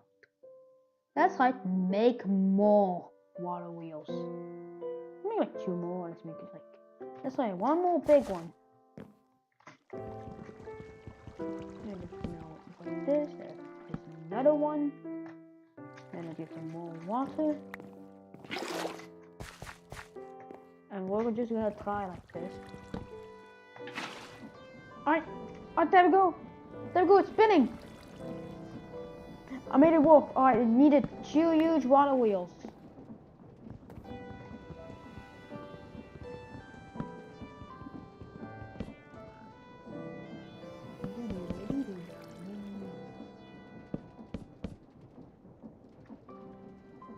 Machinery.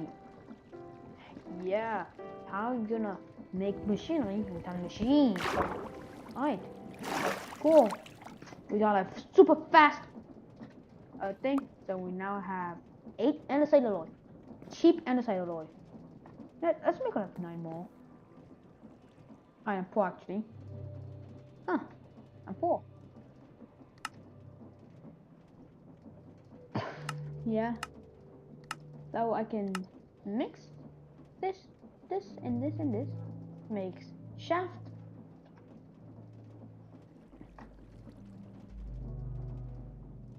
Let's make some cogwheels.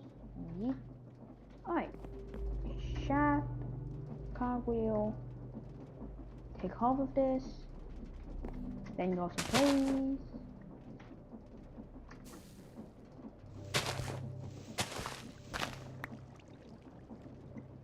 Now let's take all of the logs.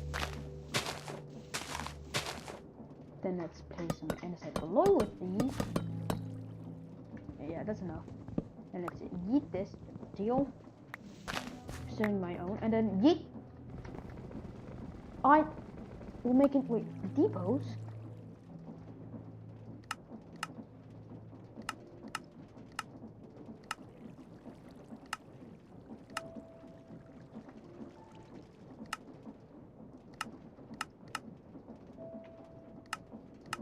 Is that how you make automatic depots? No? It's supposed to make basic mechanisms, not 3 depots. We can make, we can make 1 manual. We can make a manual one, so boom. Let's get it.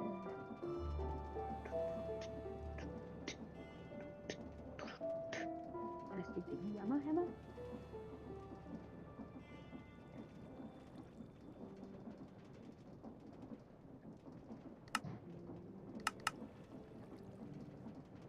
Yeah. I need play. There we go. That's how you make this. So this thing will be only useful for this. What now?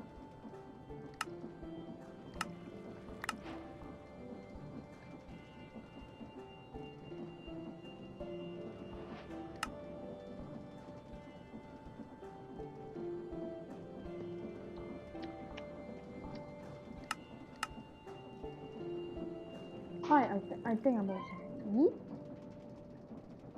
then yeet this. Alright, yeah, we're making basic mechanisms. Actually, don't need this. We're just dumb. And then we can sell the basic mechanisms to get the stuff like all this. That's it. So with this stuff, we turn that into something. The shaft, then we need to use this and 4 nuggets and get 4 andesite alloy. Now my 4 andesite alloy makes all this, and then we have pretty much enough. We have everything. So we eat. Now we need the andesite alloy.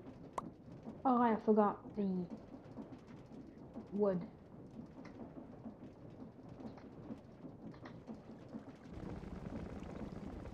It can make can make automatic stuff? Dude, I'm just lost.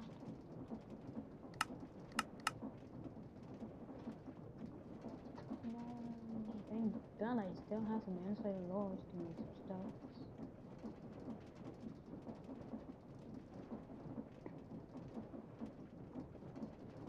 Let's make four. So we have shaft, cogwheels. Next we need some inside alloys, which require inside, which requires spinning. So I have to remove all this and then yeet back the iron magnesia. We're gonna take out the iron.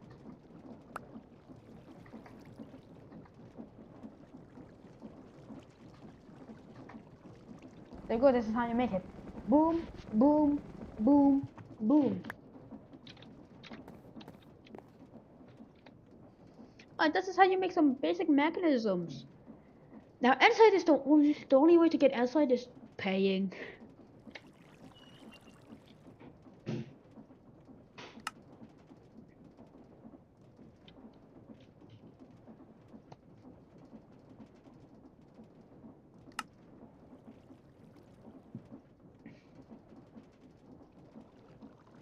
Diamond language was diamonds and allies we made by nothing, nothing, only nothing. Wow. I can craft that light. I can scale.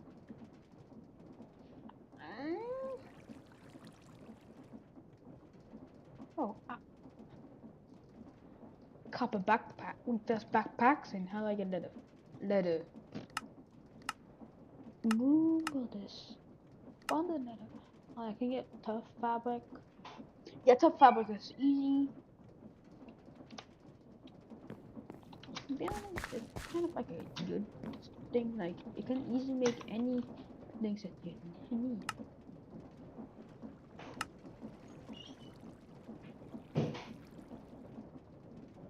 Yeah.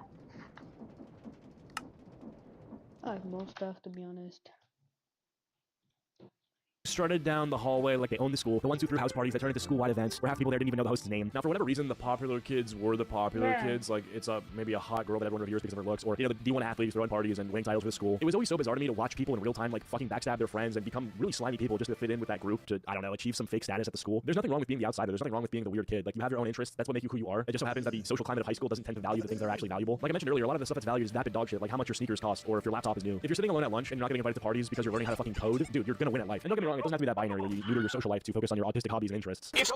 But in big schools, the popular group is usually just a bunch of fucking dorks. High school status means literally nothing. And there's cases where these popular kids, these groups, are not actually bad people. They've done nothing wrong. Like, they're fine being what they are. But the snake-like behavior that comes out in people that want to fit in just needs to be studied. Case in point, like if you were to get the invite to a popular party or something like that, but you're told you just can't bring your friend, that's just shady. Like, dude, either don't go or try to get him in. Especially if he asks you, like, yo, what are you doing this weekend? And you say nothing, bro, you're in the wrong. The gang will not forgive you for this. That's slimy. Which brings me to my next point, which was the stupid stuff people did just to impress people. Let's not forget, right? The stupid shit people would do, like climbing on top of cafeteria tables, sprinting down hallways like they're on fire, or getting detention just to seem edgy. Like, bro, what was your end goal here? To get a gold star for being a menace? Or like when people would make up fake rumors about other students to get people gossiping, and they're like, well, who'd you hear that from? Insert blank name. Oh shit, how does he know? And it's just like, you know what I mean? I think it's one thing to embarrass yourself in order to get attention or popularity. Not that I approve or think it's cool at all. It's pretty embarrassing. Like taking off all your clothes and standing on top of a desk screaming the N-word just to go viral and then like become your school legend. It's just like, bro, you're getting expelled. Like, you're not even have time to enjoy your own little fame. But I still think that's one thing, you know, because at the end of the day, you're making the choice to fuck your own life up. But then there's ruining other people's lives with lies, gossip, and like leaking stuff that's just like so uncalled for, and you really are just the worst. George Alexander Davidson, you are a sexual abuser, and you're grounded for a fucking week. No Xbox, motherfucker. Like, if you got into a little scuffle with someone, and then, like, as revenge, you're gonna leak Discord messages of them saying not good things. Like, bro, you're just the worst. You're just lame. On the topic of pressure, there was also this insane, weird pressure to date and get the girl/guy. There was always the pressure to be in a relationship, like it was an achievement. Yo, man, did you see who I'm dating? Did you see who Brian's dating? Like, cool, no one cares. Half the relationships back then were just people awkwardly holding hands in the hallway and taking a couple selfies. That looked more like hostage photos than anything romantic, just for them to break up next week, post a sad Bart Simpson lucid dreams edits, and act like they don't recognize each other in the cafeteria. People were acting like if they didn't get a high school sweetheart, their whole life would fall apart. But fast forward a couple years, and nobody cares if you dated Ashley in sophomore year, or you had a serious relationship that lasted 2 weeks.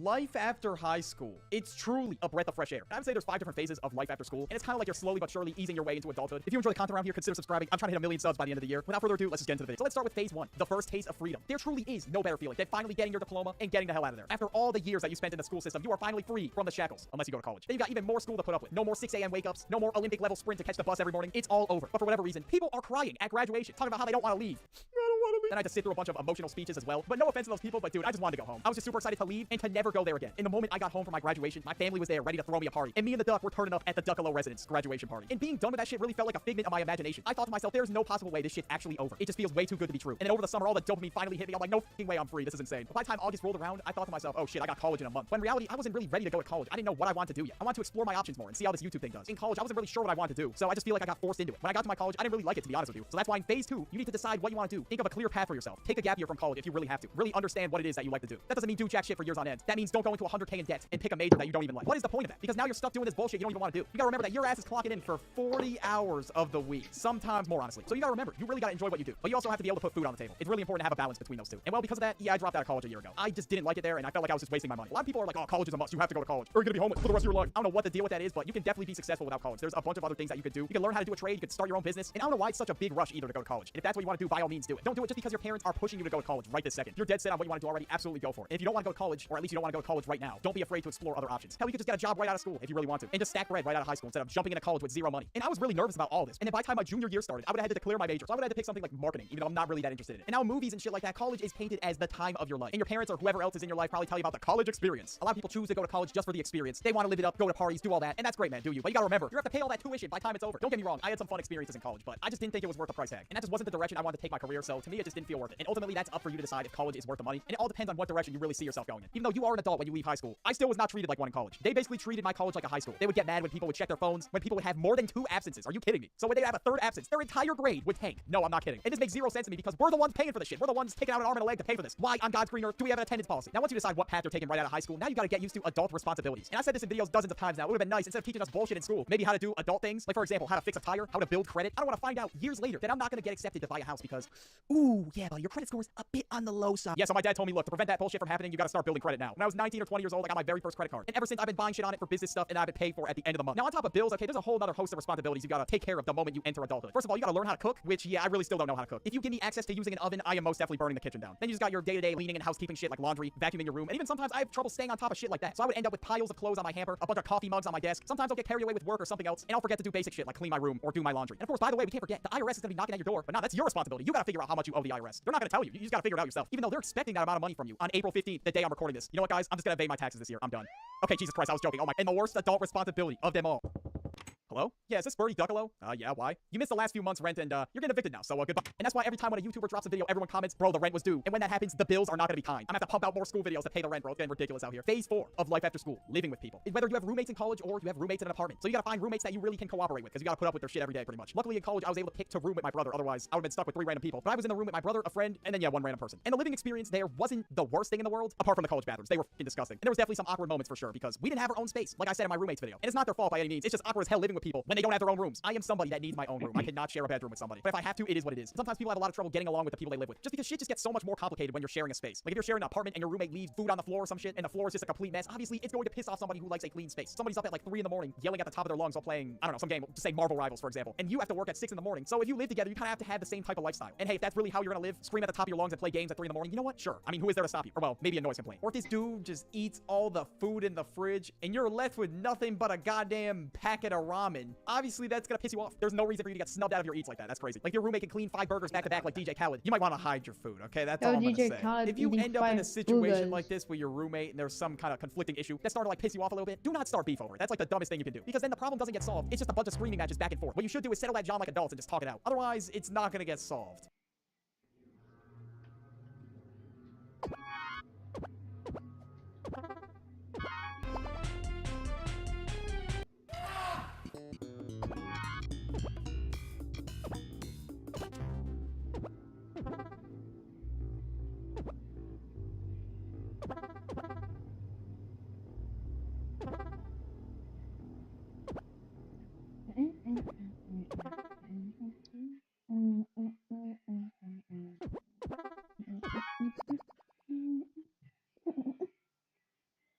It says FA. That is a kid.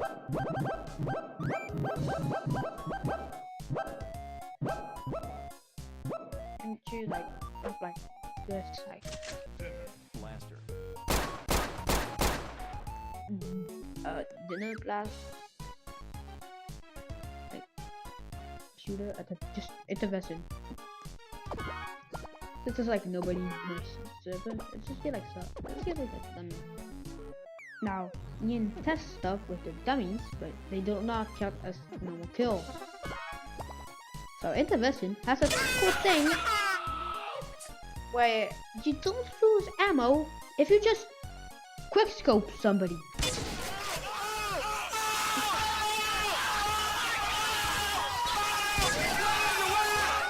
There might be like some random animation. Like if you quick kill them, the faster you do it, and also that's just Cantaloo. Or just you don't hear it, but every time you get hurt, you just get Cantaloo.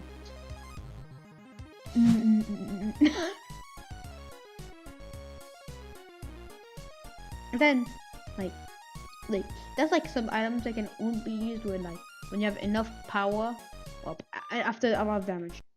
Like Master it's pretty much a dead ray with range, and also it just does not stack directly. Let's say you do 300 damage with Master Spell, you still have to do 300 damage with other weapons because Master Spell does not count unless you have 2 Master Spell.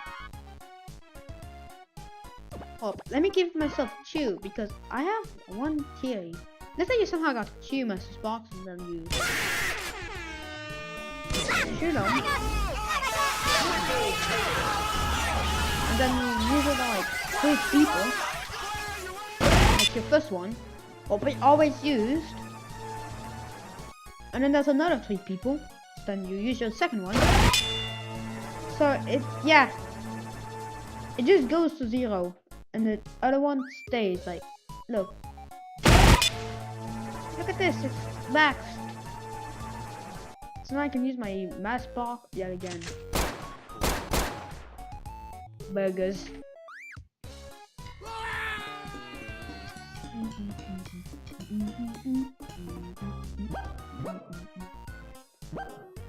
Yep.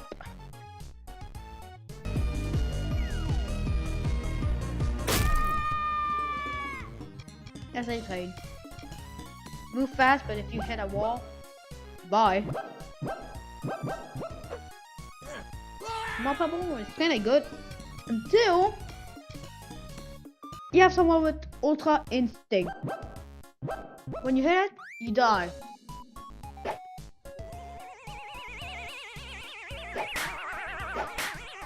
I'm just gonna get the body of myself. Hi, I just want to yeet the body myself. How hard is it?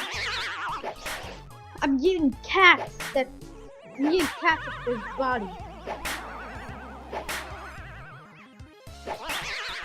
Yeet. Alright, she's gonna fall now. Yep, the body's gone. You're also, you cannot get some extra items, but like like unstoppable play. Like you can only die from falling off the void or getting hit.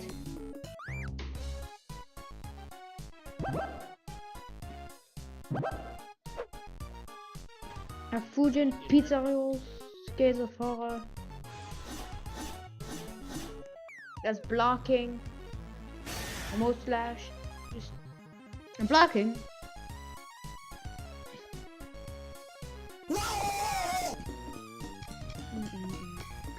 Oh yeah, there's like a lot of stuff to be honest. The treehouse, fungus pet.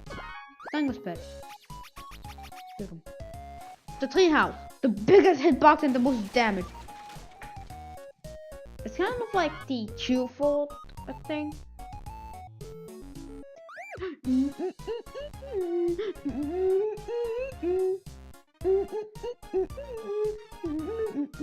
There's also the APC launcher, which is APC but stronger.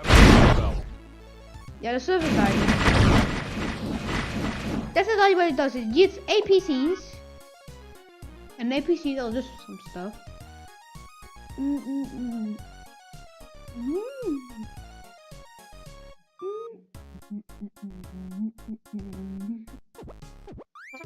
This is gun with one bullet and the shotgun. A gun with one bullet. There's an even powerful one, which is a gun. A gun. It's also another one of the other items that you cannot use unless you have the admin panel, which is I think it's like just a gun with more bullets. It just says a gun, and you look at how fast. This is how it normally is. Then you have to wait a bit of time. The shotgun has a bit of cooldown, but it's pretty good. The gun with more bullets. It's a gun with one bullet, except. Yeah, let me just choose it infinity.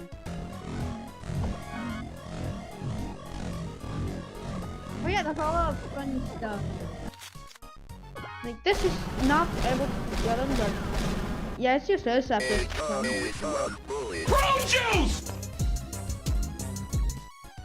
That thing is an upgrade from the M1911. Drink your prune juice!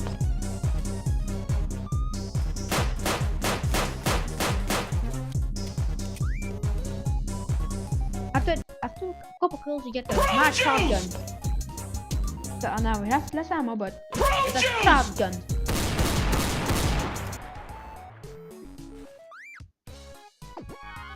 Also, let's get some Dr. Peppers. Dr. Pepper, Dr. Pepper, Dr. Pepper, Dr. Pepper, Dr. Pepper, Dr. Pepper, Dr. Pepper, Dr. Pepper. I have speed, so I have power, I have speed. Fire. Oh no.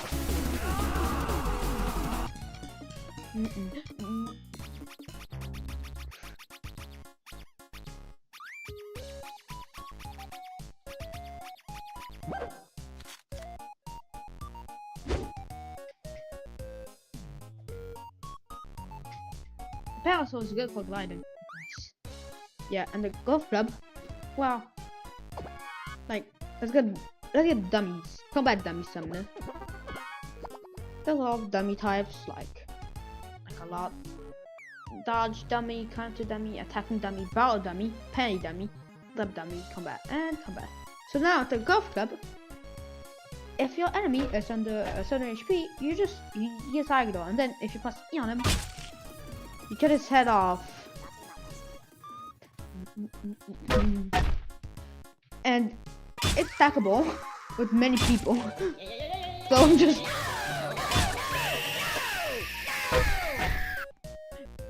do the service lag and die. Oh. Let's say you have a lot of enemies and you have to backhand stab. Just now it might be louder. The more enemies you somehow hit, like if the entire server, it's louder. And its usefulness. Oh my god! Is with a little thing we also known as ragdolling. So let's say you're like in this map and like enemy. You can kind of hit them into the void.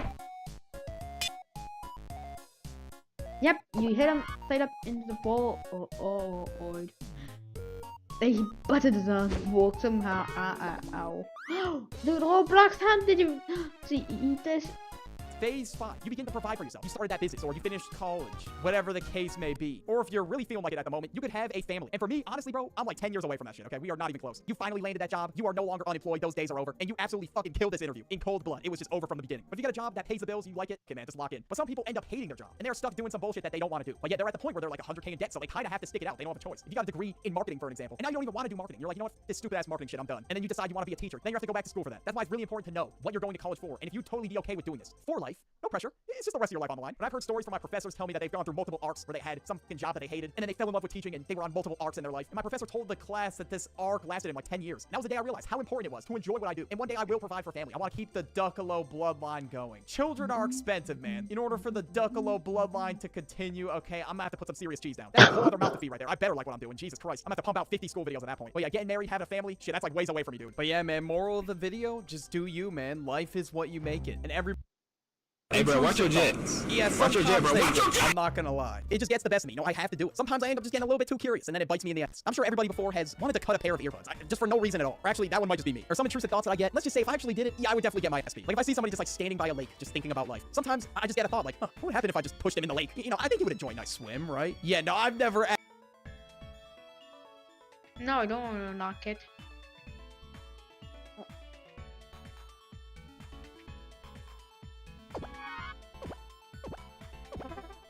Smart and big. Sounds like a lot of stuff. Batsword, I can't. Like, that's some items that, like.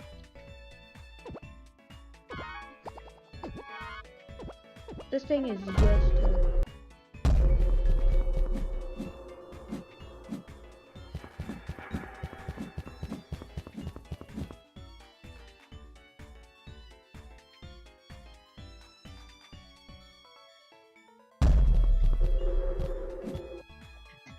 This thing, you have to call the main. If you don't understand scripting, just it's a free, like a Jeff the Killer free model, and yes, Jeff the Killer main. And I mix the evil move. And, yeah. And I just always faster. Oh, you're gonna die.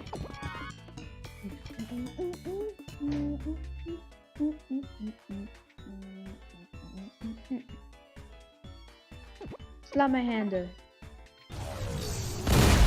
Ah. No. I need a medic.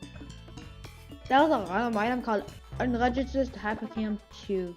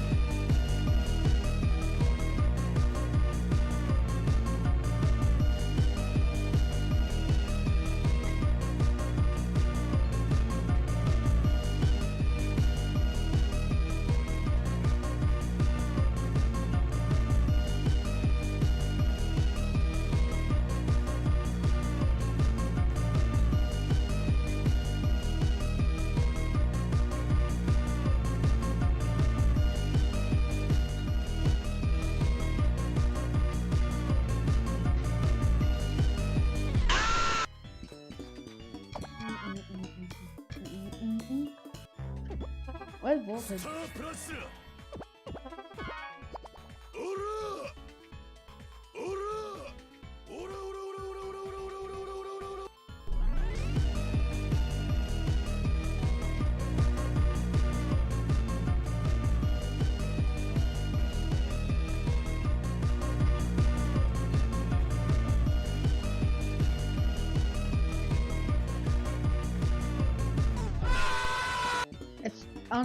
You cannot stop the big go thing.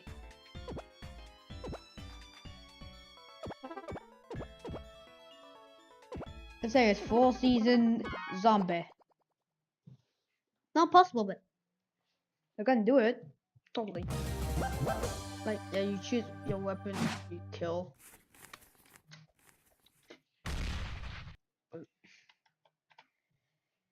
Yeah, to be honest, it's Acted on an.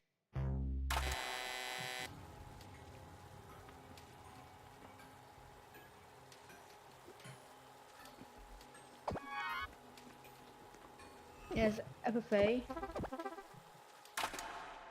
There's also GG.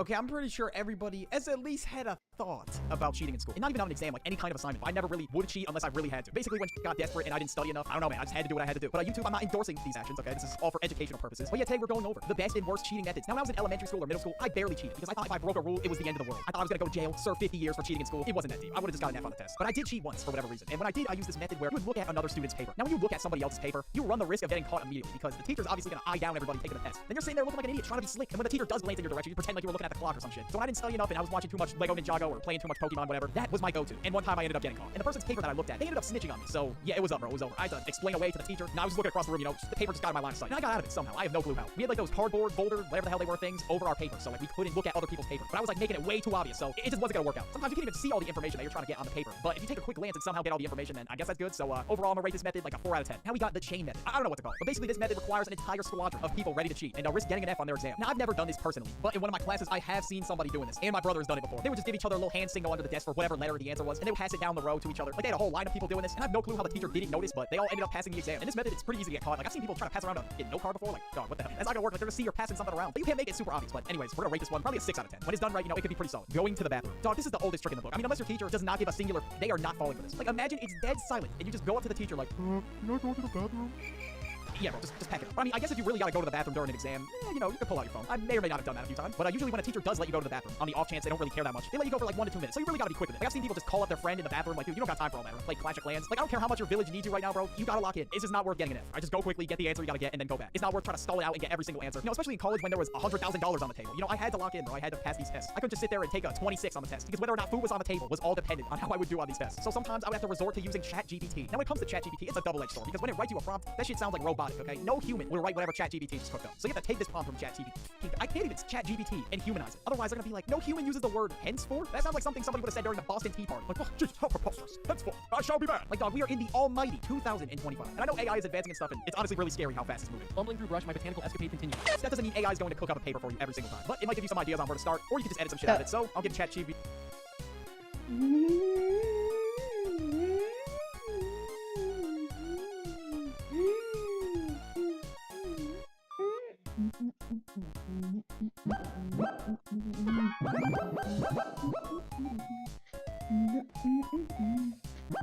American.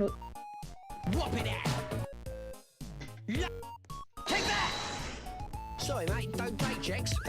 Just loads of money.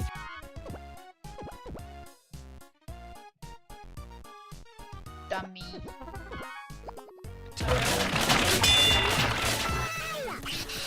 I feel like a lot of enemies are like around me. You just when they need a money, and then you just.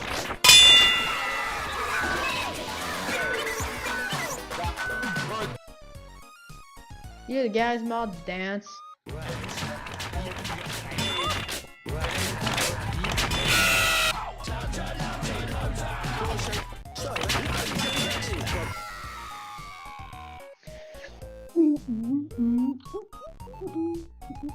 Oh. Oh. Alright, let's see how far. That's far, but it's way weaker probably. Oh, never mind, that's the base gun. Yeah, normally does 10 damage. My bird's page 3 and my cars are nuts. Loads of money is shall I utter. So wave my wad to the kids in the gutter.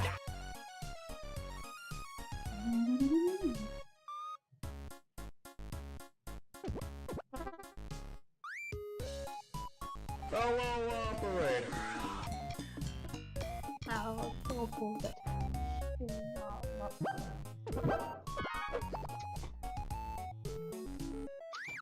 Let me just choose.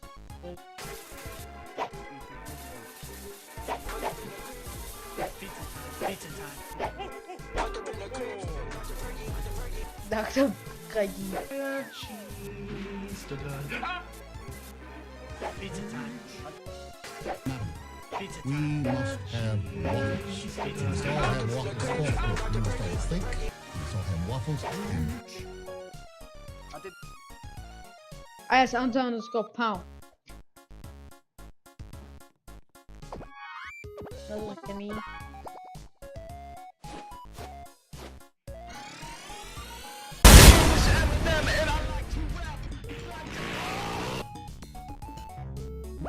Explosions.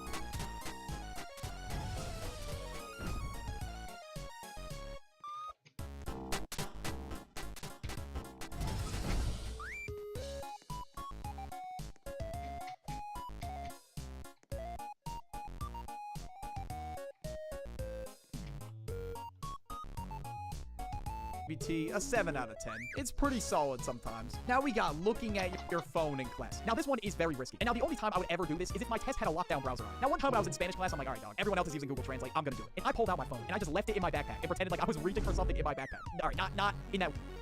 Okay, I was pretending like I was grabbing a folder or a piece of paper, not a strap, okay? And I was grabbing said piece of paper. I would pull out my phone and Google Translate the answer. Because, dude, I did not study for that shit. I had way more important classes to study for. Writing shit on your arm. Bro, who does this, bro? Like, okay, this is some shit out of a cartoon. The moment you roll up your sleeve and the teacher sees a whole scripture on your arm, it's over. How would you be able to hide the entire study guide on your arm, bro? Like, this is not gonna work. But if it's something small, then I guess, if that's really your sauce, I guess go for it. But in my opinion, I don't know, it just sounds like it's ass and it doesn't work. I don't know if I'm just being a hater or something, but yeah, I'm giving this one like a 2 out of 10. This one's garbage. I've seen people do it before, but I don't know, I don't think the teachers cared enough to stop it. Because it really wasn't gonna help them much during the test anyway. Plus, I don't want goddamn like lead poisoning or something. I'm totally cool off that. Now we got using websites such as Quizlet, Chegg, Course Hero. Now some of these websites you have to pay a subscription for, which is kind of ass to be honest. This shit really is pay to win out here. And the moment I got to college, bro, I knew I had to get a Chegg subscription. Now Quizlet and Chegg or whatever it is, it can help you with a lot of things. Like those stupid ass long busy work assignments that you gotta do, where you gotta answer like 80 questions or some ridiculous shit like that. Like I don't have time to sit there and just fill out 80 questions. But if there's a lockdown browser and you don't want to risk using your phone, yeah, you're kind of cooked. Unless you have like some way to get around the lockdown browser, which I never really figured out a way to get around it. But regardless, 10 out of 10 method right here. It honestly really helps with those annoying ass quizzes that are like 10% of your grade for some reason. I mean, everyone looks up the answers for that anyway. No one's watching you do it. You're doing it on your own free time. You're gonna look up the answers. It's gonna happen. Working together with your classmates or like sending people the answers. Now this one, it all depends on whoever this person is you're sending the answer. They better not blow your cover. And if they don't change the answer at all, you guys are gonna get caught, obviously. So you gotta take extra precautions. You could like run it through a software that will change up the wording of it a bit, or just go in and do it yourself and change the wording. But bro, I am delivering you the answers. You're the one changing the wording. I'm not doing it. And also, if you're receiving the answers, you gotta make sure whoever this classmate is that you're getting the answers from, you gotta make sure they have good grades in the class. Because a lot of times I would give people answers and yeah, they would end up being wrong. Because in some of those classes, I was barely passing. You gotta get answers from a tryhard, right? Somebody who has an A in the class, they got internship offers everywhere, or at least somebody who's doing well in the class. Otherwise, yeah, that shit's gonna be ass. And actually, a couple times I've been caught working together with my brother. At the time, our school was like half online, half in person. So you best believe we took advantage of that. And we got an email from the teacher saying like, hey, I know you guys work together. Don't do it again, or else you will both be punished. And believe me, we're not stupid. We made sure to change our answers and everything. We made sure we had different answers for some of the questions. He would submit his at a completely different time. I genuinely have no idea how she figured it out. And also in college, I had this stupid ass busy work assignment I had to do. It was something I had to do in order to graduate. Me and my brother did the assignment. I showed him my answers. However, he wrote completely different answers. But still, they said apparently we were working together and deducted 20% of our final grade. Like, bro, are you kidding me? This is some stupid ass busy work assignment. Why are you deducting 20% of our total grade? And I got some dumbass email that was like, please have respect for the school's policy. If you are caught cheating again, you have academic suspension. So for that reason, I'm gonna rate this method like a 6 out of 10. I have no clue what kind of technologies these teachers are using nowadays. I've been caught twice, so do this one at your own risk. Next, we have writing the answers on like the little little paper on your water bottle. If you look at your water bottle, you'll be able to see the answer, or the formula, whatever it is. Now, this method is okay, but how much can you really fit on that little piece of paper? Unless you're bringing like a whole array of water bottles. But actually, not, don't do that. That would look hella suspicious. Don't bring like 4 water bottles or some shit. This method I've only really seen used like one time, so it's not like the greatest strategy. If the teacher sees you eyeing down that water bottle, they're gonna confiscate it. So I'm gonna give this one like a 4 out of 10. Not the worst one in the world, but still pretty terrible. Now we got putting notes in your calculator. Like either leaving a note card in your calculator, or sometimes you could literally type a prompt in your calculator, depending on whatever type you have. Some calculators are crazy. It can do like a whole ass calculus problem for you. You can't have one of those shitty mini calculators, bro. You gotta have a graphing one. For me, it was like $100 or something, but I would say it's definitely worth the investment. I've had that shit since middle school, and now this calculator is like 9 to 10 years old, and it still works. Anything I need for a math test, I would just leave it in the calculator. And this is a pretty good method. Like if the teacher allows you to use a graphic calculator, definitely use it. This is like an 8 out of 10 method right here. But the best method you can do by far is pretending to submit your test. Now this one only works in college because in high school, middle school, or whatever, the class isn't over once your exam is done. But college, it is. They dedicate the whole class to your exam. So what I've seen some people in my classes do, they would close their laptop and pretend like they submitted the test, walk out the room, and they would frantically go finish it somewhere else, look up all the answers, and then submit it. You want to leave too early? You don't want to leave too late. Like right in the middle. If your teacher's super strict and like checks to make sure if you submitted it, you're cooked. But otherwise, this is a 10 out of 10 method. Now do this at your own risk. I'm not endorsing this at all. I'm just making a video about it.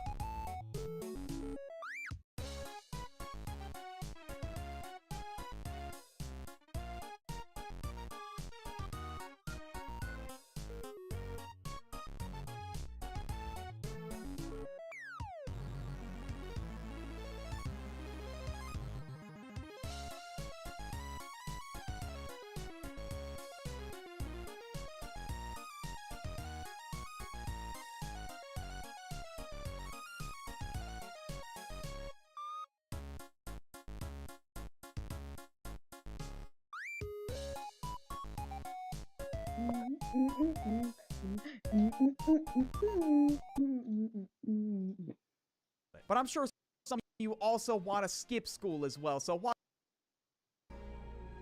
Now sure, you can stay here and continue to serve them. Or you can come with us. And fight by our side. You're free now. It's up to you to decide. Okay, that's a good speech. Like, actually, a pretty good speech. I was inspired. We're with you! I'll follow you, Marcus. I'm with you, Marcus. We're with you. I'll follow you, Marcus. I'm in love with you, Marcus.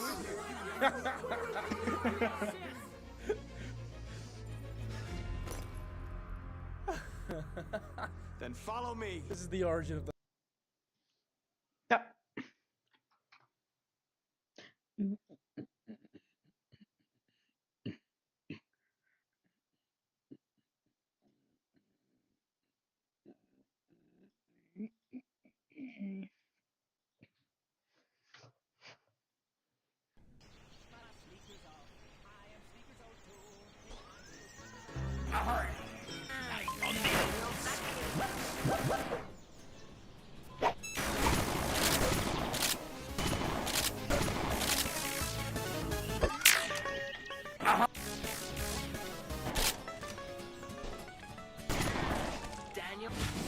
Dude, I lost 0.01%.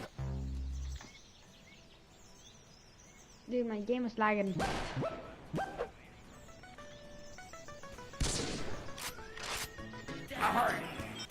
back at it again with the white man. Daniel, I steal sneakers too. I'm not taking my hat.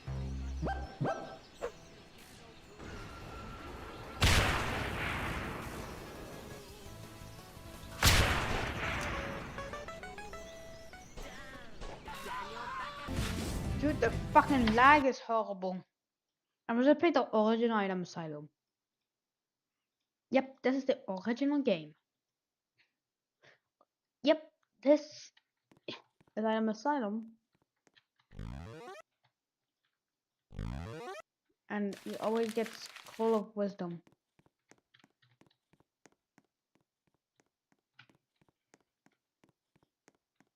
Oh. Yeah, the French flag. Mega destruction.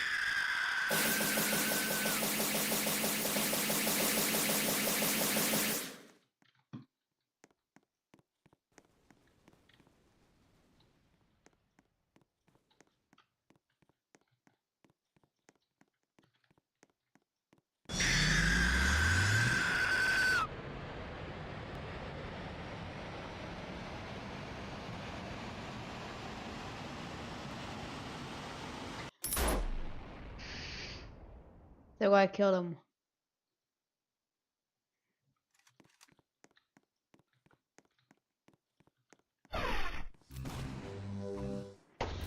Oh, the Mexican border.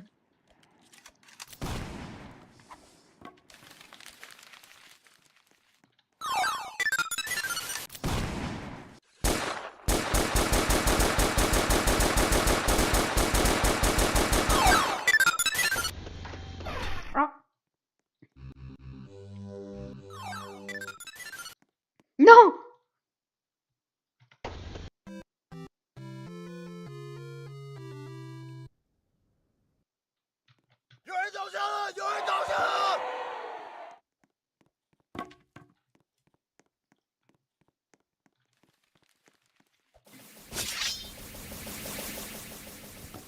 God. Ah.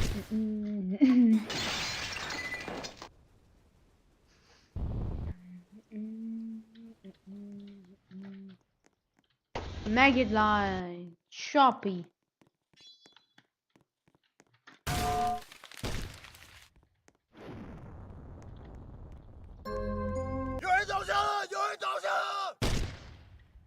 I wonder how much his remains would go for on eBay.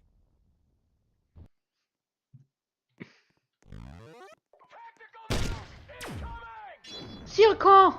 Oh.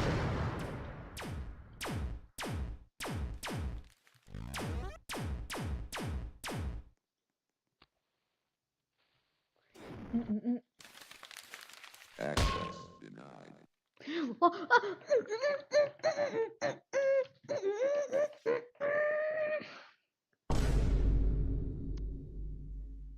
I don't know how I just went beam. You puffer fish. I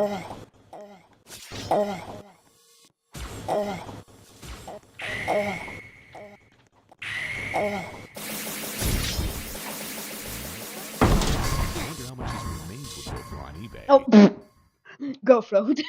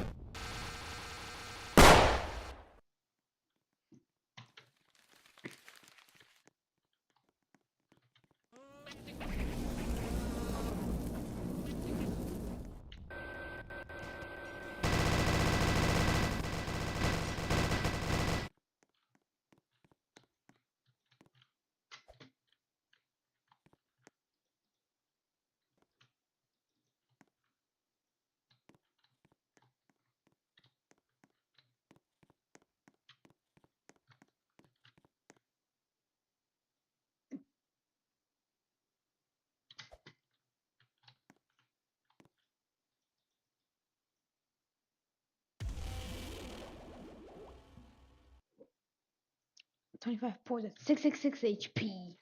Yeah.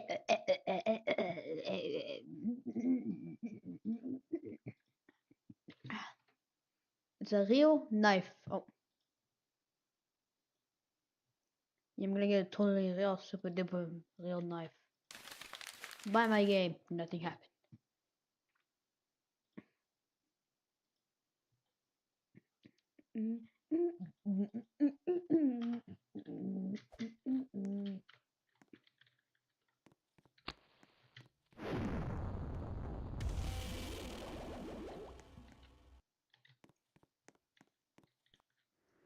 I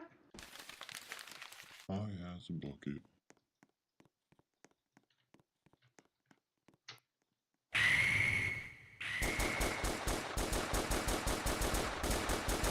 Oh. Look at them balding. Oh.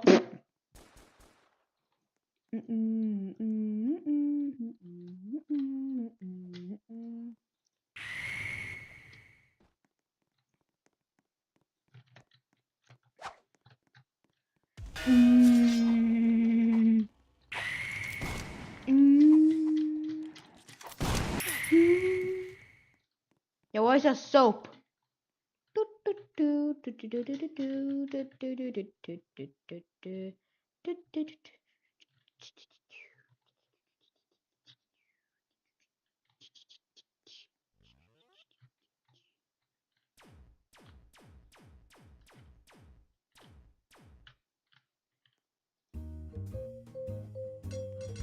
What was playing a Roblox sound?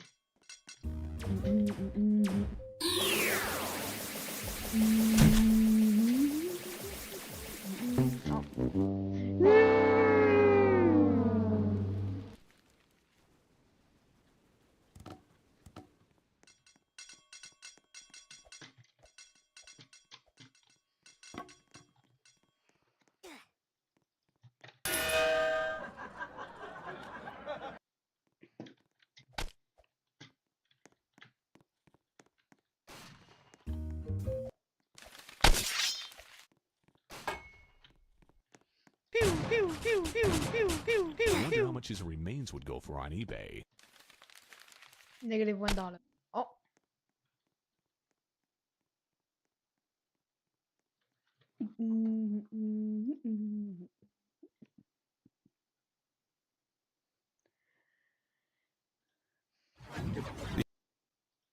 In this video, I'll be making Snake using assembly. Most people would call it crazy, some insane, and my personal favorite, a weird mental illness, which is exactly what it is. Like, why would someone create Snake in assembly?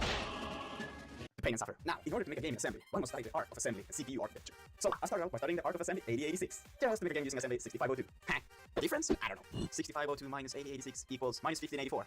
It looks like my bank account. Anyways, assembly is not enough. You also need to be able to show stuff on the screen. So, let's install FuX Nest emulator. And then before the emulator works, let's download Pac-Man from a hopefully very legit web page. Alright, it seems legit, and it works. Unlike my Pac-Man gaming skills.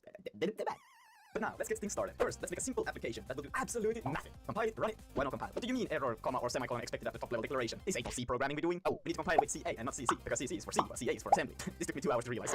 But now that we know how to compile properly, I think it's time that we level up. We will do that by following this tutorial by this absolute chat inbox. Link it in the description. It talks about best practices. And yeah, that is kind of what we do around here, naturally. First, we'll set up some default values for the thing to work. And after that, we'll create a zero page, which will be much more important later. Then we'll do a ink bin to slap in some data, aka sprites. And bam, absolute cinema. You got a gray window. Then we'll set up the start and reset, where we'll clear the PPU. It stands for Picture Processing Unit.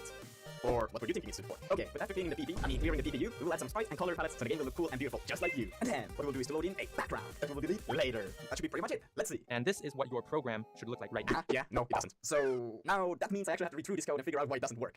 I found it. You know those beautiful color palettes that we loaded in? Well, turns out we didn't load them in at all, so we have no colors. And that's why everything is gray. But now, they are loaded in. I think. So now, behold, we got the whole world or something. I don't know, I'm not that good at history. Anyways, now that we've got something basic, we can start to add player snake. And if you remember the important zero page that I mentioned earlier, yeah, now it is important. This is where we'll store a player variable, which will consist of 4 bytes. Y position, sprite, not important, and X position. And boom, we got an L. It's basically a snake. Anyways, let's make this L Fall Guys. And wow! That is fast.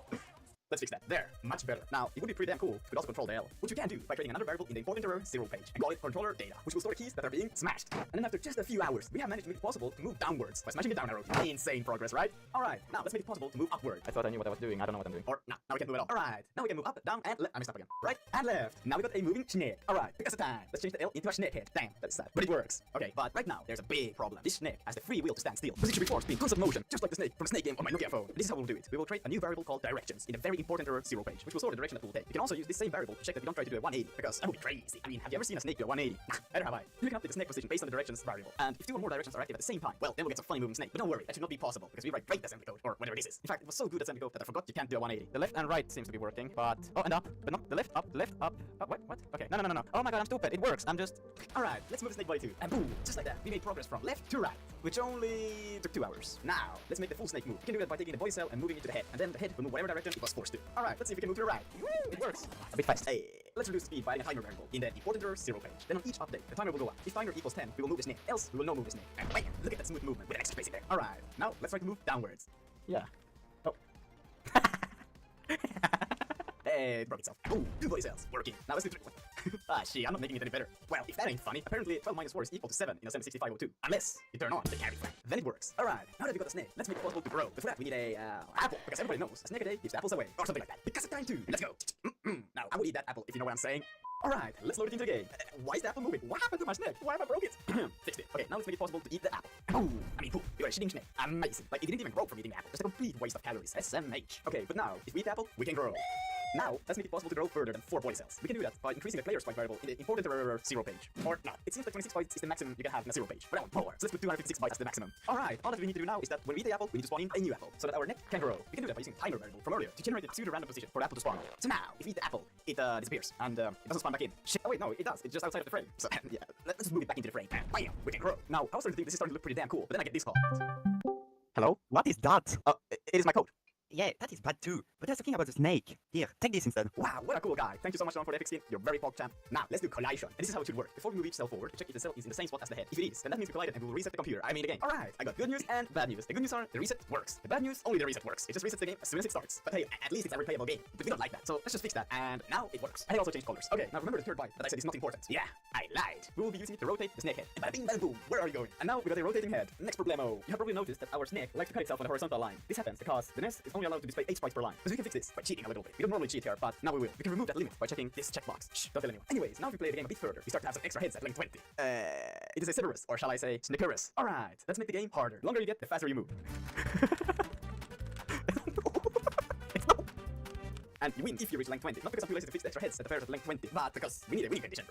right? Okay, now we can lose, and as bad as losing is, losing without being told that you lost is really bad. So let's do the lost screen. First, let's get an L in there. It's upside down. I mean, an L. Now let's try to spell lost. Alright, so after an entire hour, I have not managed to spell lost, but I have managed to color the L blue. Guys, I can't spell lost. Let's just leave it at lost. I got it. The T is just in the wrong spot. And just after 2 hours, we have spelled lost in blue. Now let's see how this goes. We try to play the game. I mean, it looks pretty damn good, as long as you don't look at the text while eating. Now, let's try to lose the game. Okay, I would really like to be able to lose right now. That would be like pretty damn ideal.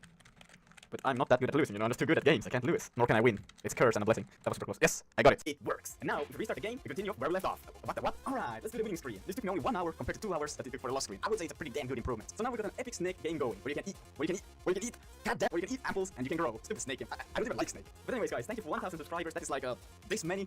And by the way, I do live streams now. Stuff is hard. Don't worry.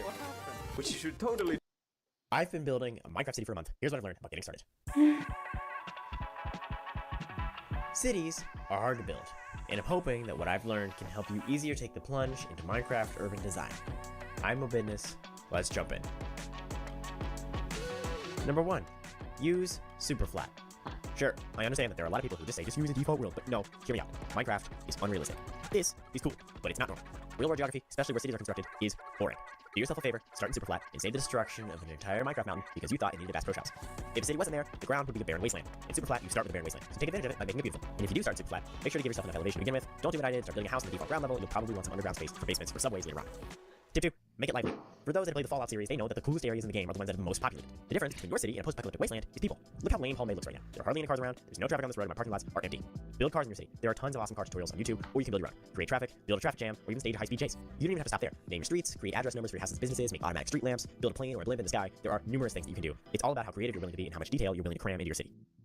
Number 3, Google Maps is your best friend. There are lots of tips videos on YouTube, but it's nearly impossible for someone to be able to hyper-explain specific details about realistic city construction. So sometimes you just have to do your own research. Google Maps is a goldmine of information. If one picture is worth 1,000 words, Google Maps is like at least 1.5 copies of Playmates. On top of that, Google Maps can also answer some of your weirdly specific urban planning questions, like what happens when your city reaches the coastline, and what the hell goes behind a Chuck E. Cheese. I've spent a ton of time just studying Miami from a top-down view, so I have some understanding as to how it's laid out and what roads lead to where. Every city is unique and laid out a little bit differently, so try to pick 1 or 2 before you start building so you know exactly what part of the city you're building and where your highways are going to lead to.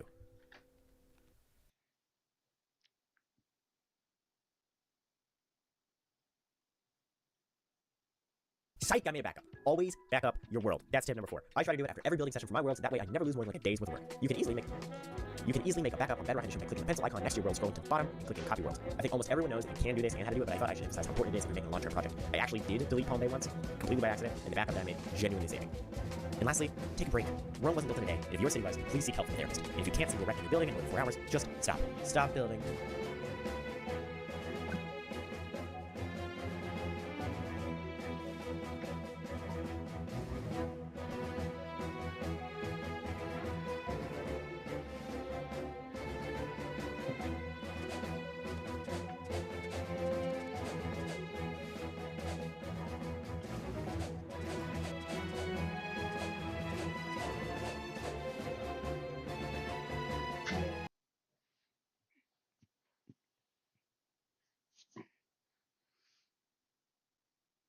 Rank number 4.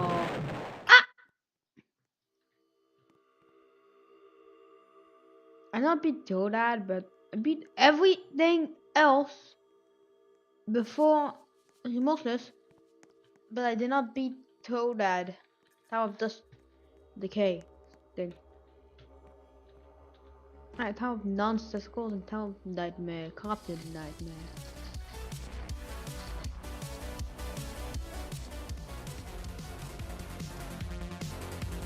Yo, tag the music. Nice. Oh, Minecraft auto jumping on actual blocks. To be honest, it's probably because of like physics, but. And then I got my items. Nope.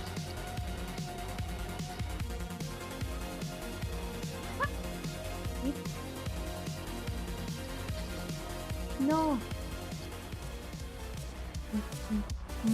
Dude, everything is lagging.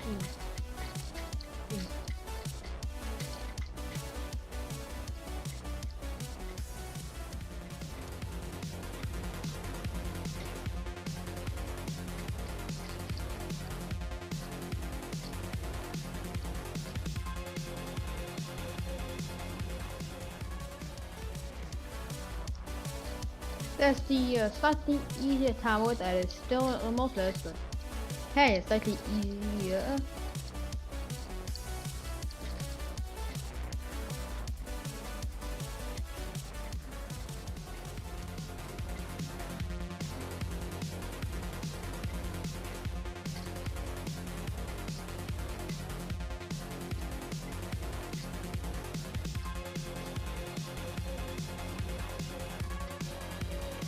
Dude.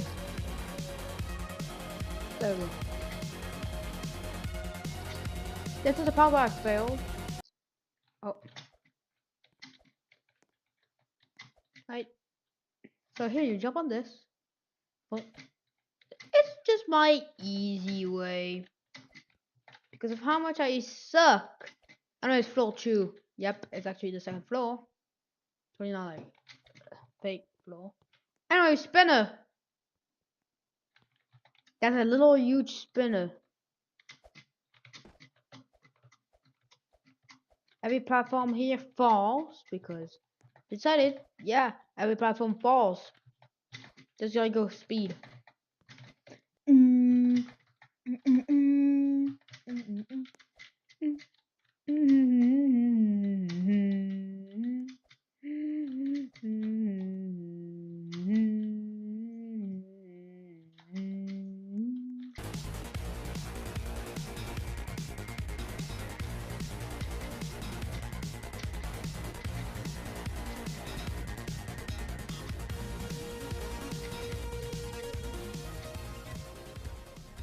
And I immediately flat-sided. Nice, I flat-sided.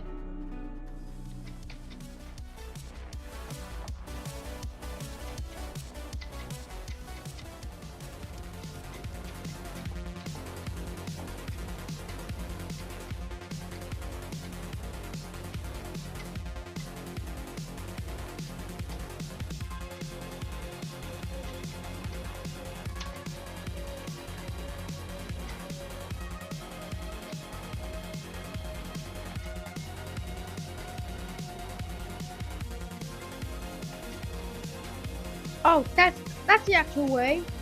Oh. I think I did the right way or the wrong way. I don't know. Anyways, this is the floor that I passed and then immediately failed. It's the same music as floor 1. After a bit of time, and just go. The first one is safe, and the rest of the ones that are not safe. The third one is safe. That's the only thing. Slanted, safe. Not slanted, not safe. And oh.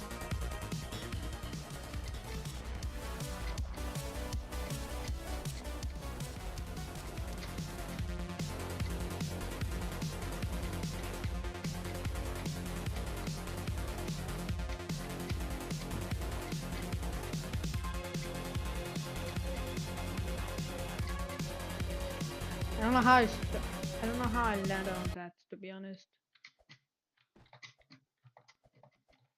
Time of tee-hee time. What is tee-hee time? And was Town of Mini Citadel? Town of Mini Citadel. That's now an obelisk. Yes, obelisks are now in the game, but it's a small obelisk, right?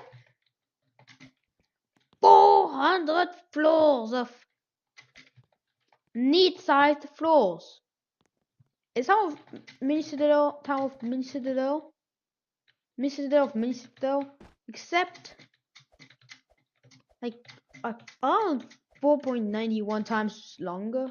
Around that time, like around 4 times longer.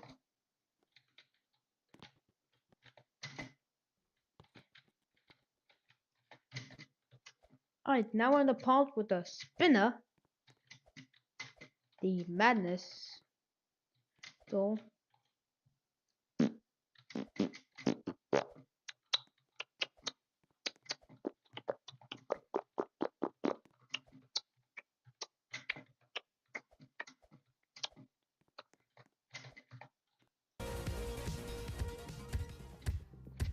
alright, now you did not flat side immediately.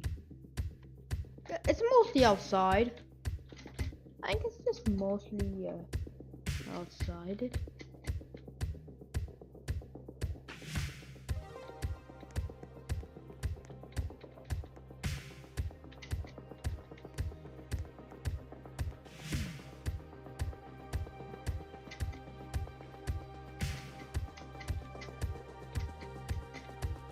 Pusher.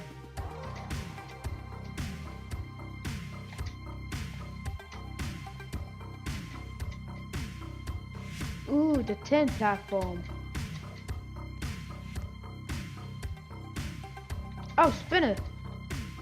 How did I not jump high? Hold up. How did I not jump high, to be honest?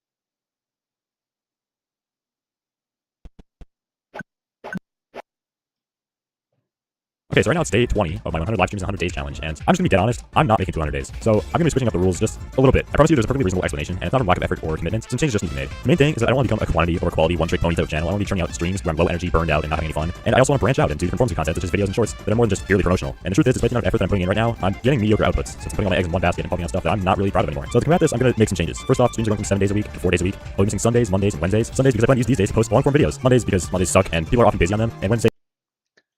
Minecraft Legacy Edition. While it was known for the original console edition of the game, it's now remembered as a part of our childhoods, knowing that it won't be the same if we play today. And you'd be absolutely correct, since this version hasn't gotten any updates since like 2018, so actually pretty recently on the Xbox One. In this video, I'll be explaining some weird stuff and glitches of Minecraft Legacy Edition, and even how you can be a part of this adventure. Okay, so right now it's day... Day.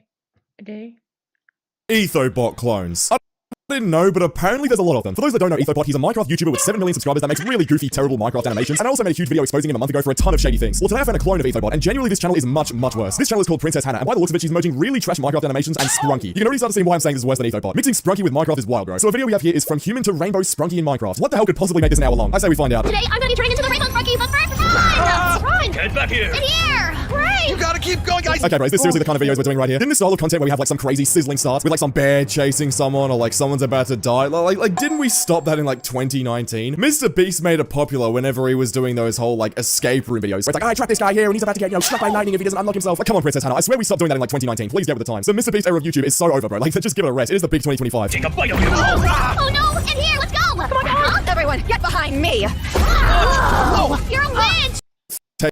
Brain rot. It's been a whole lot of Sprunky, Roblox, that... Yeah, it's just madness.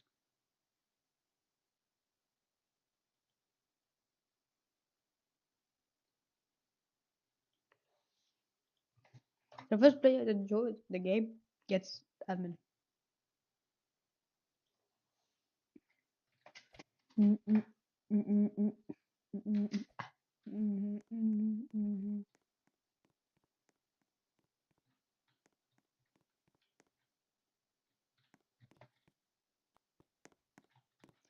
Oh my god, it's a free model Keto.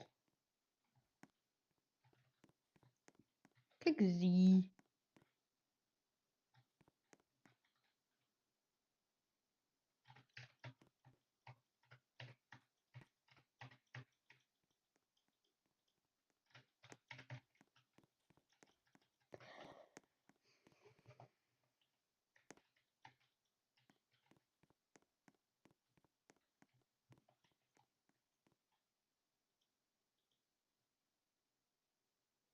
Why?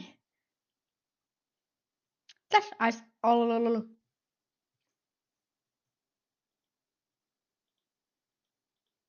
I can't even click it.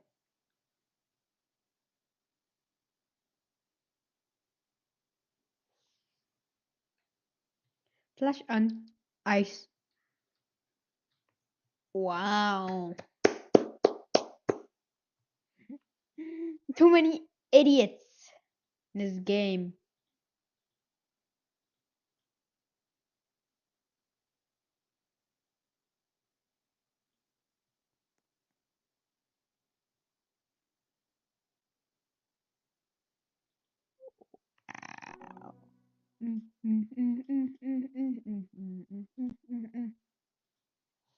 The smooth penguin, no. I hate the penguin.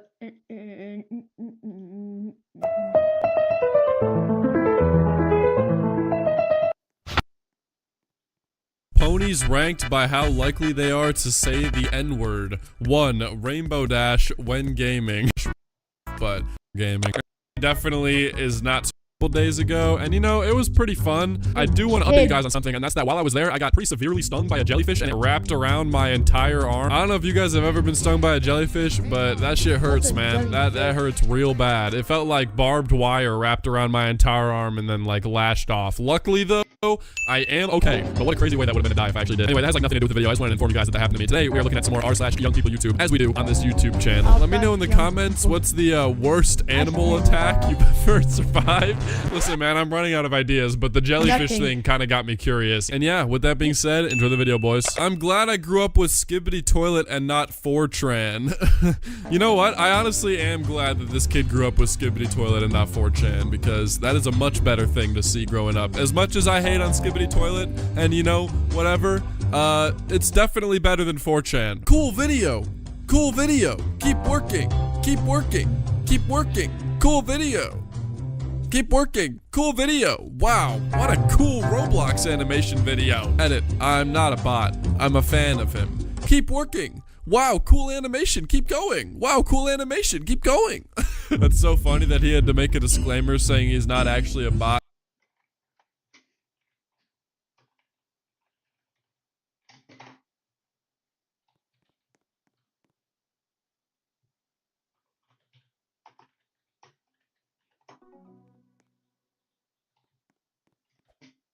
Is that not here?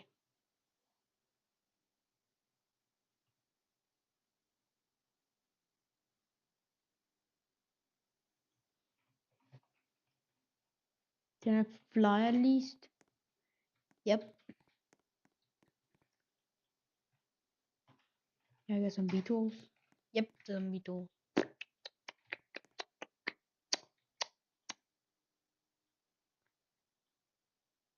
Why is that called Element Infinite?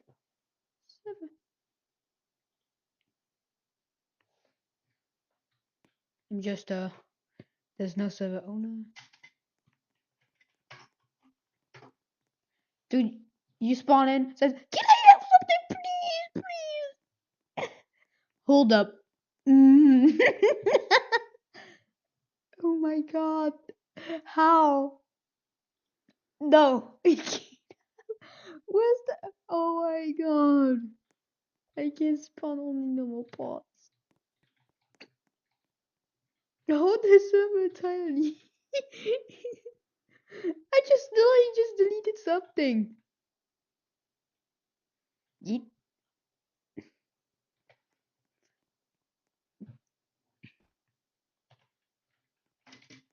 I'll 6 all. Oh.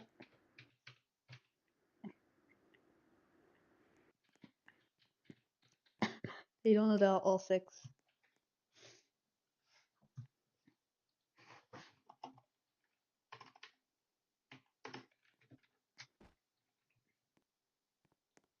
Nah, get out of here. I'll see, just get flinged.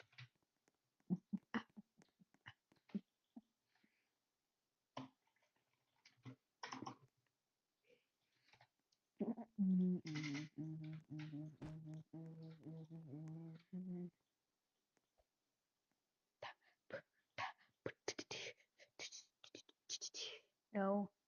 No.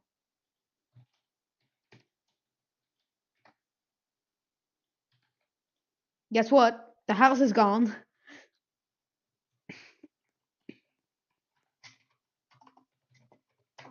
No more map.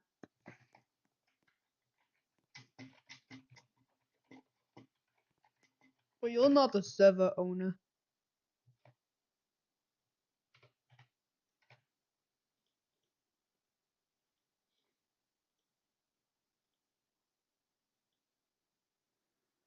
Yeet.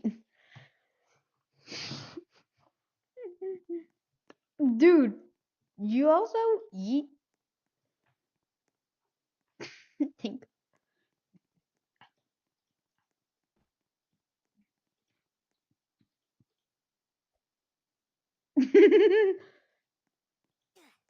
Duh. Yeah, you died. Womp womp.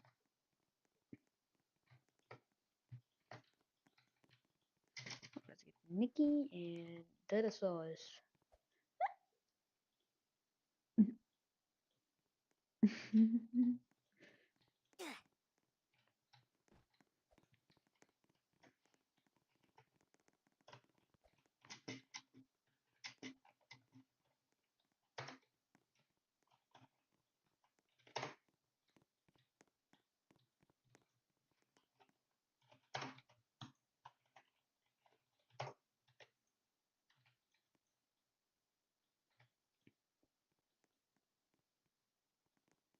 I do this jump. Yeet. Oh.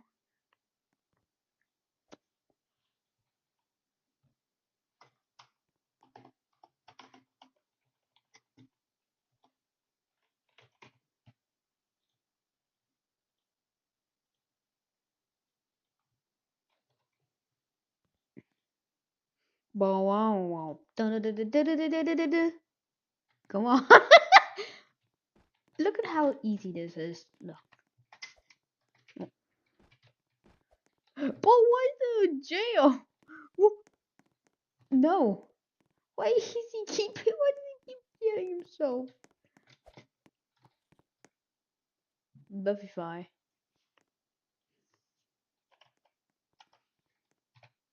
Chibi.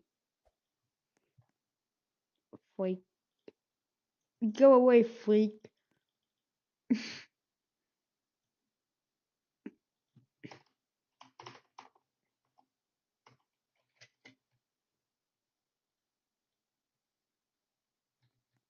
Alright, go nice.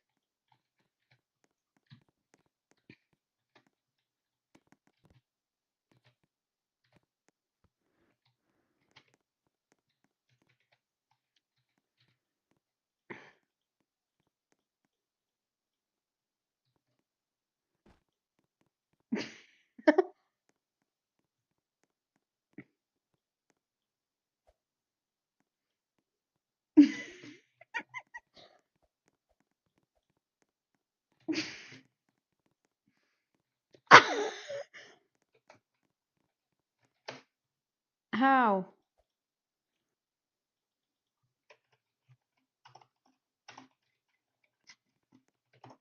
Bang a game.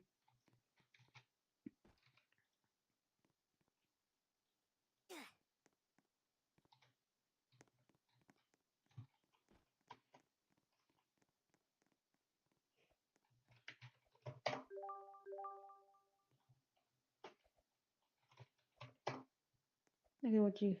Okay, there's nothing. You fell. That's your fault. What up? Whoa.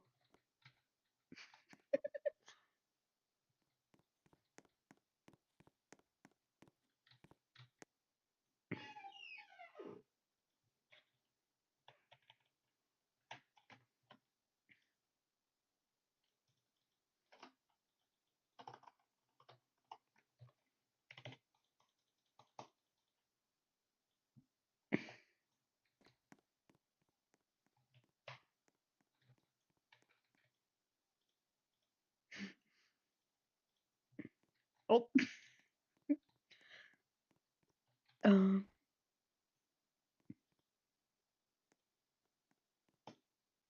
Mhm.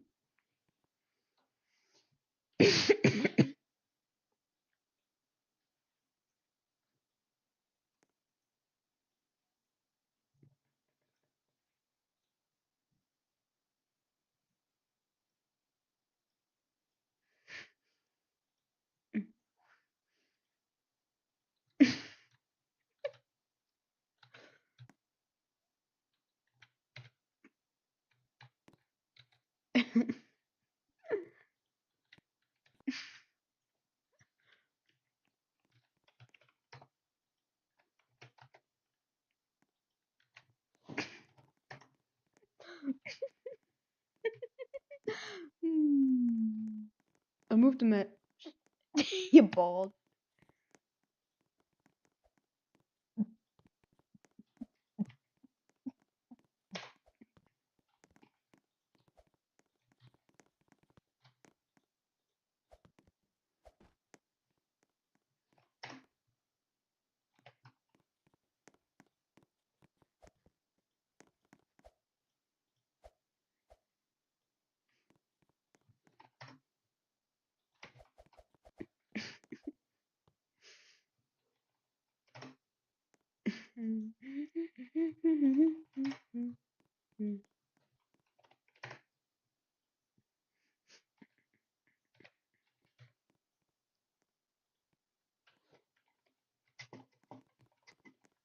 This is game owner.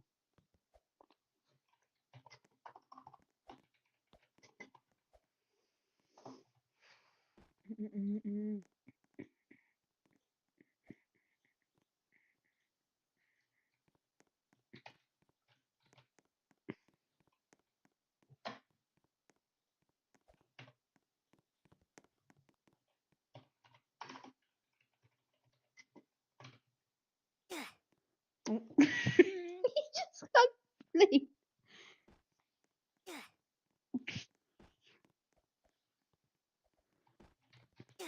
Yeet.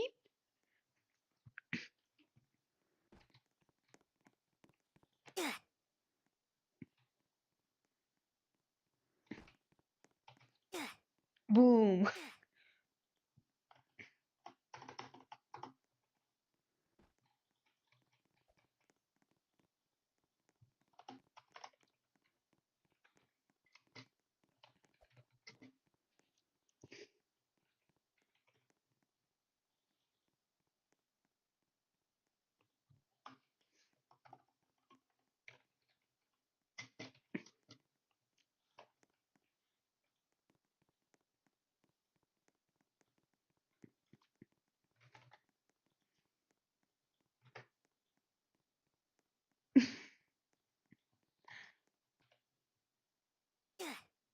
Oh.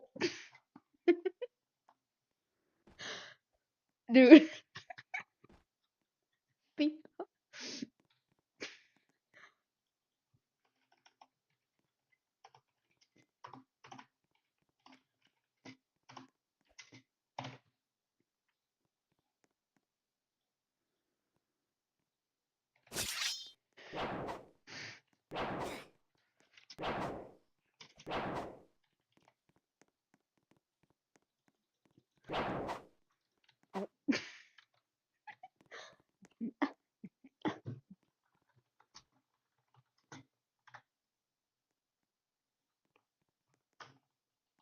No, I don't want to know shit.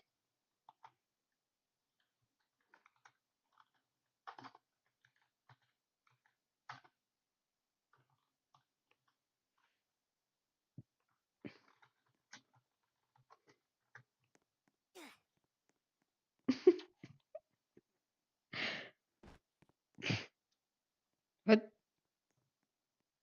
da,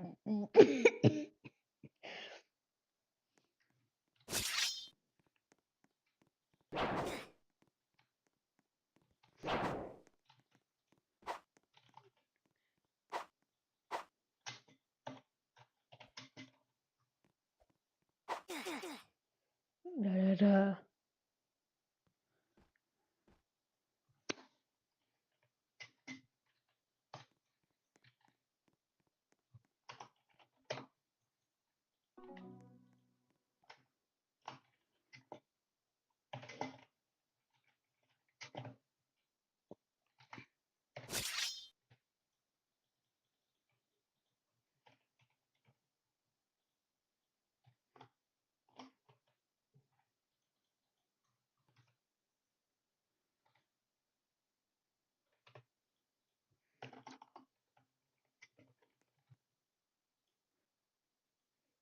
Mm.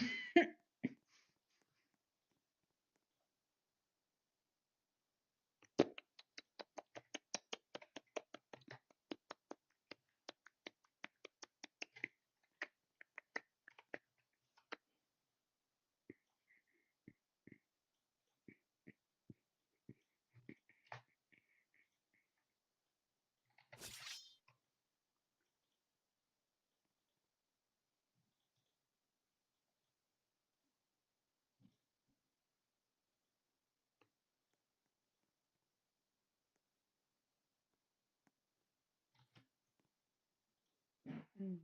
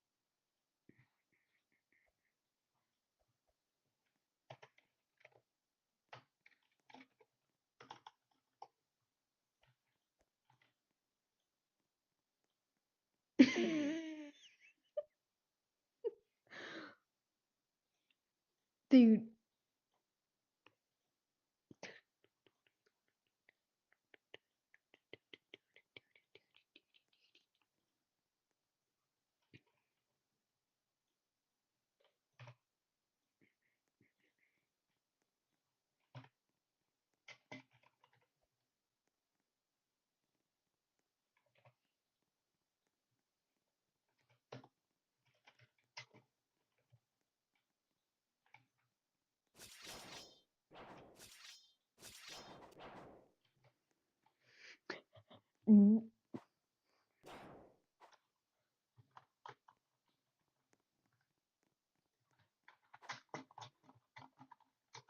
You cannot just fly.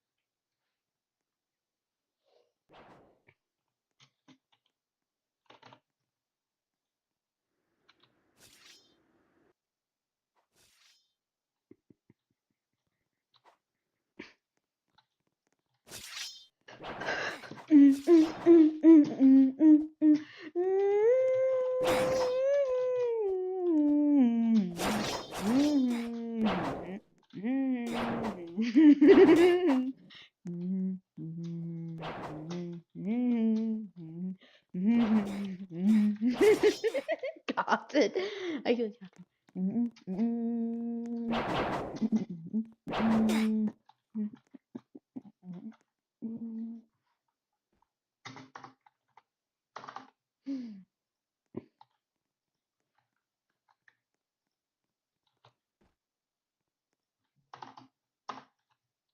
Fly tube.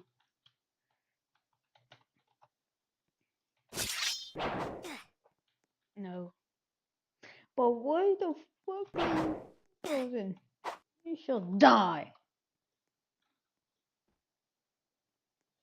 He just is a really, really big fan of this dude and wants to be his #1 motivator. I feel like I need to hold you guys to a higher standard because I read the comments on my videos and nobody ever does anything like this. Description, channel rules, no disliking my videos, no terminating me, my content is better, say the N-word and stop liking girls. He's like an anti-hero, dude. All these other channel rules are like, don't say the N-word, okay? Please do not be hateful, please be respectful. This guy just loves chaos and everything about it. The baby, please no. Drake, ha ha ha, cheek claps harder than the universe. Now, what do you mean by the baby? Are we talking about the rapper Da Baby or maybe the rapper Lil Baby? Or are we just straight up talking about a baby? Either way, Drake could definitely be involved in that situation if you know what I'm getting at. Are you 9? Me, no. Are you 19? Me, no. Are you 69? Me, no. Then how old are you? Me, I'm 7.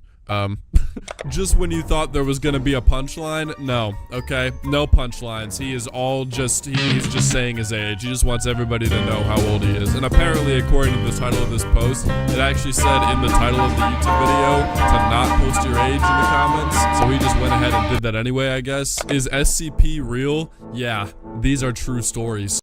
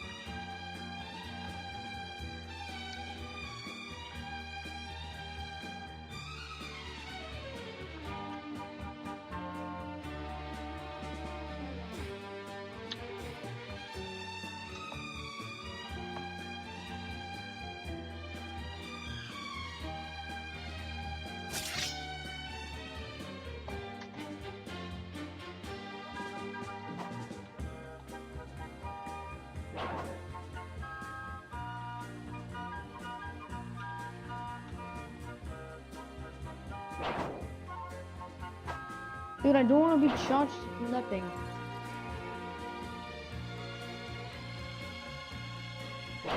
Hey.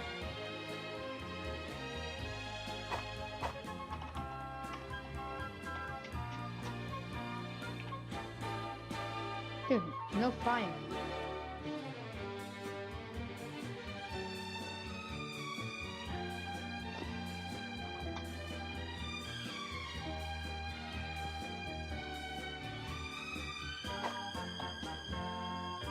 Dude.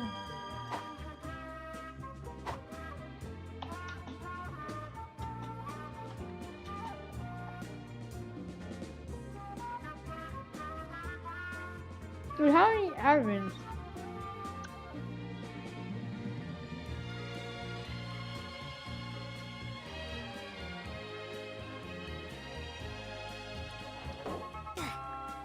No.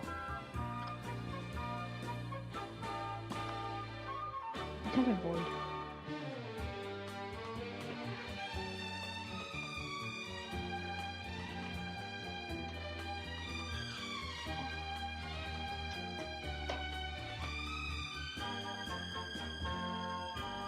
What does it say? Die. Ah, it'll say Sam says.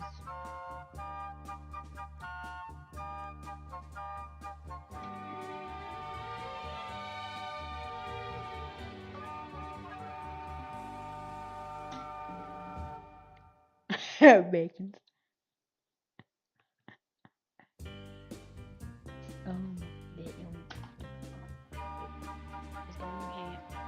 Dude, I just tiny something like. Really?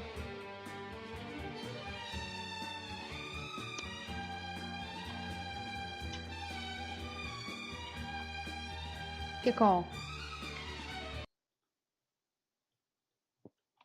I kicked everybody because yes. Mobile-friendly surveys that drive.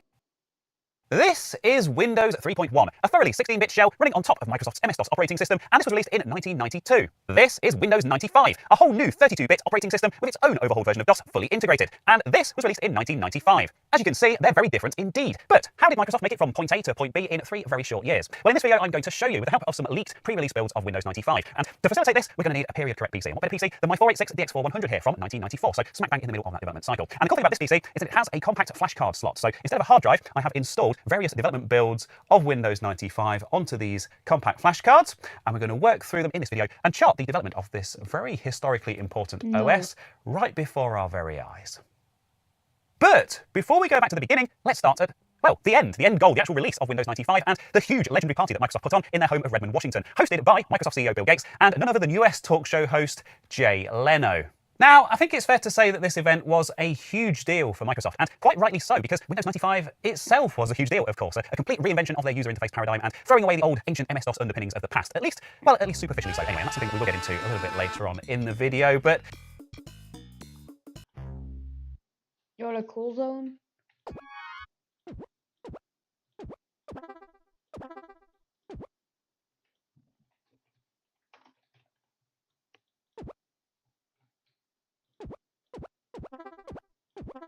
It's the normal version.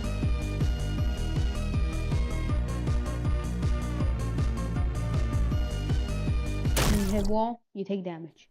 And this needs a little ammo.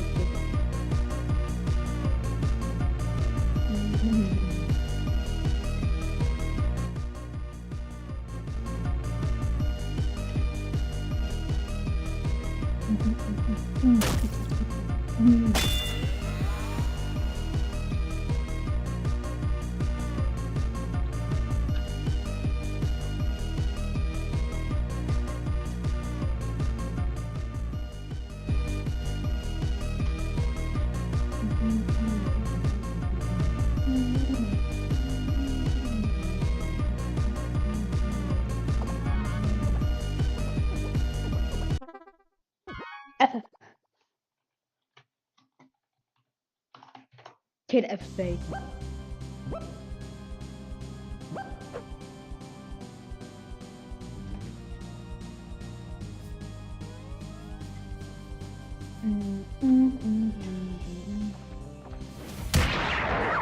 Get hit. Oh.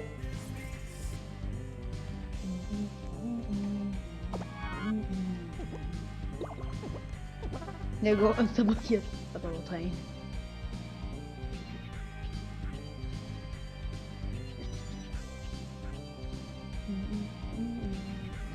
Oh.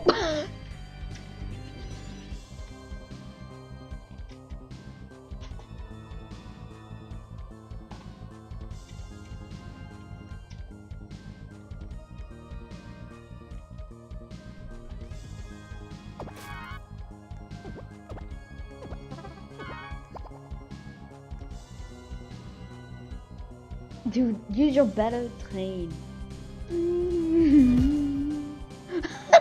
He's what's the lava?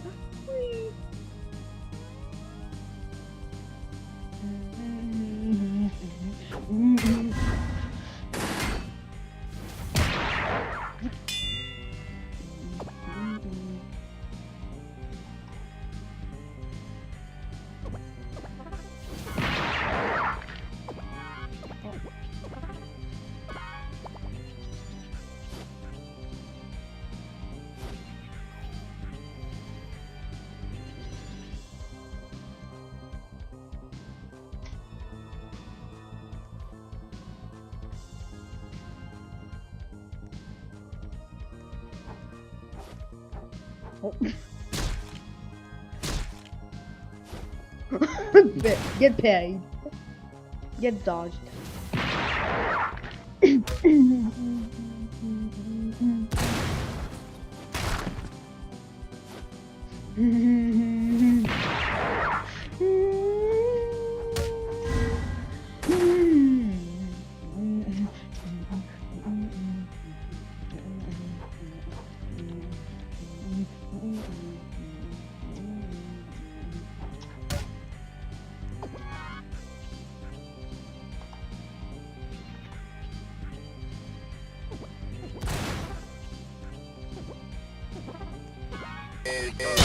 With one bullet.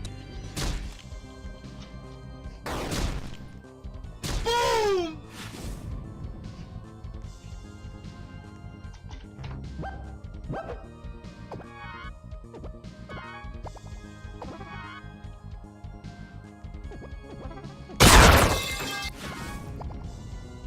I just blocked it.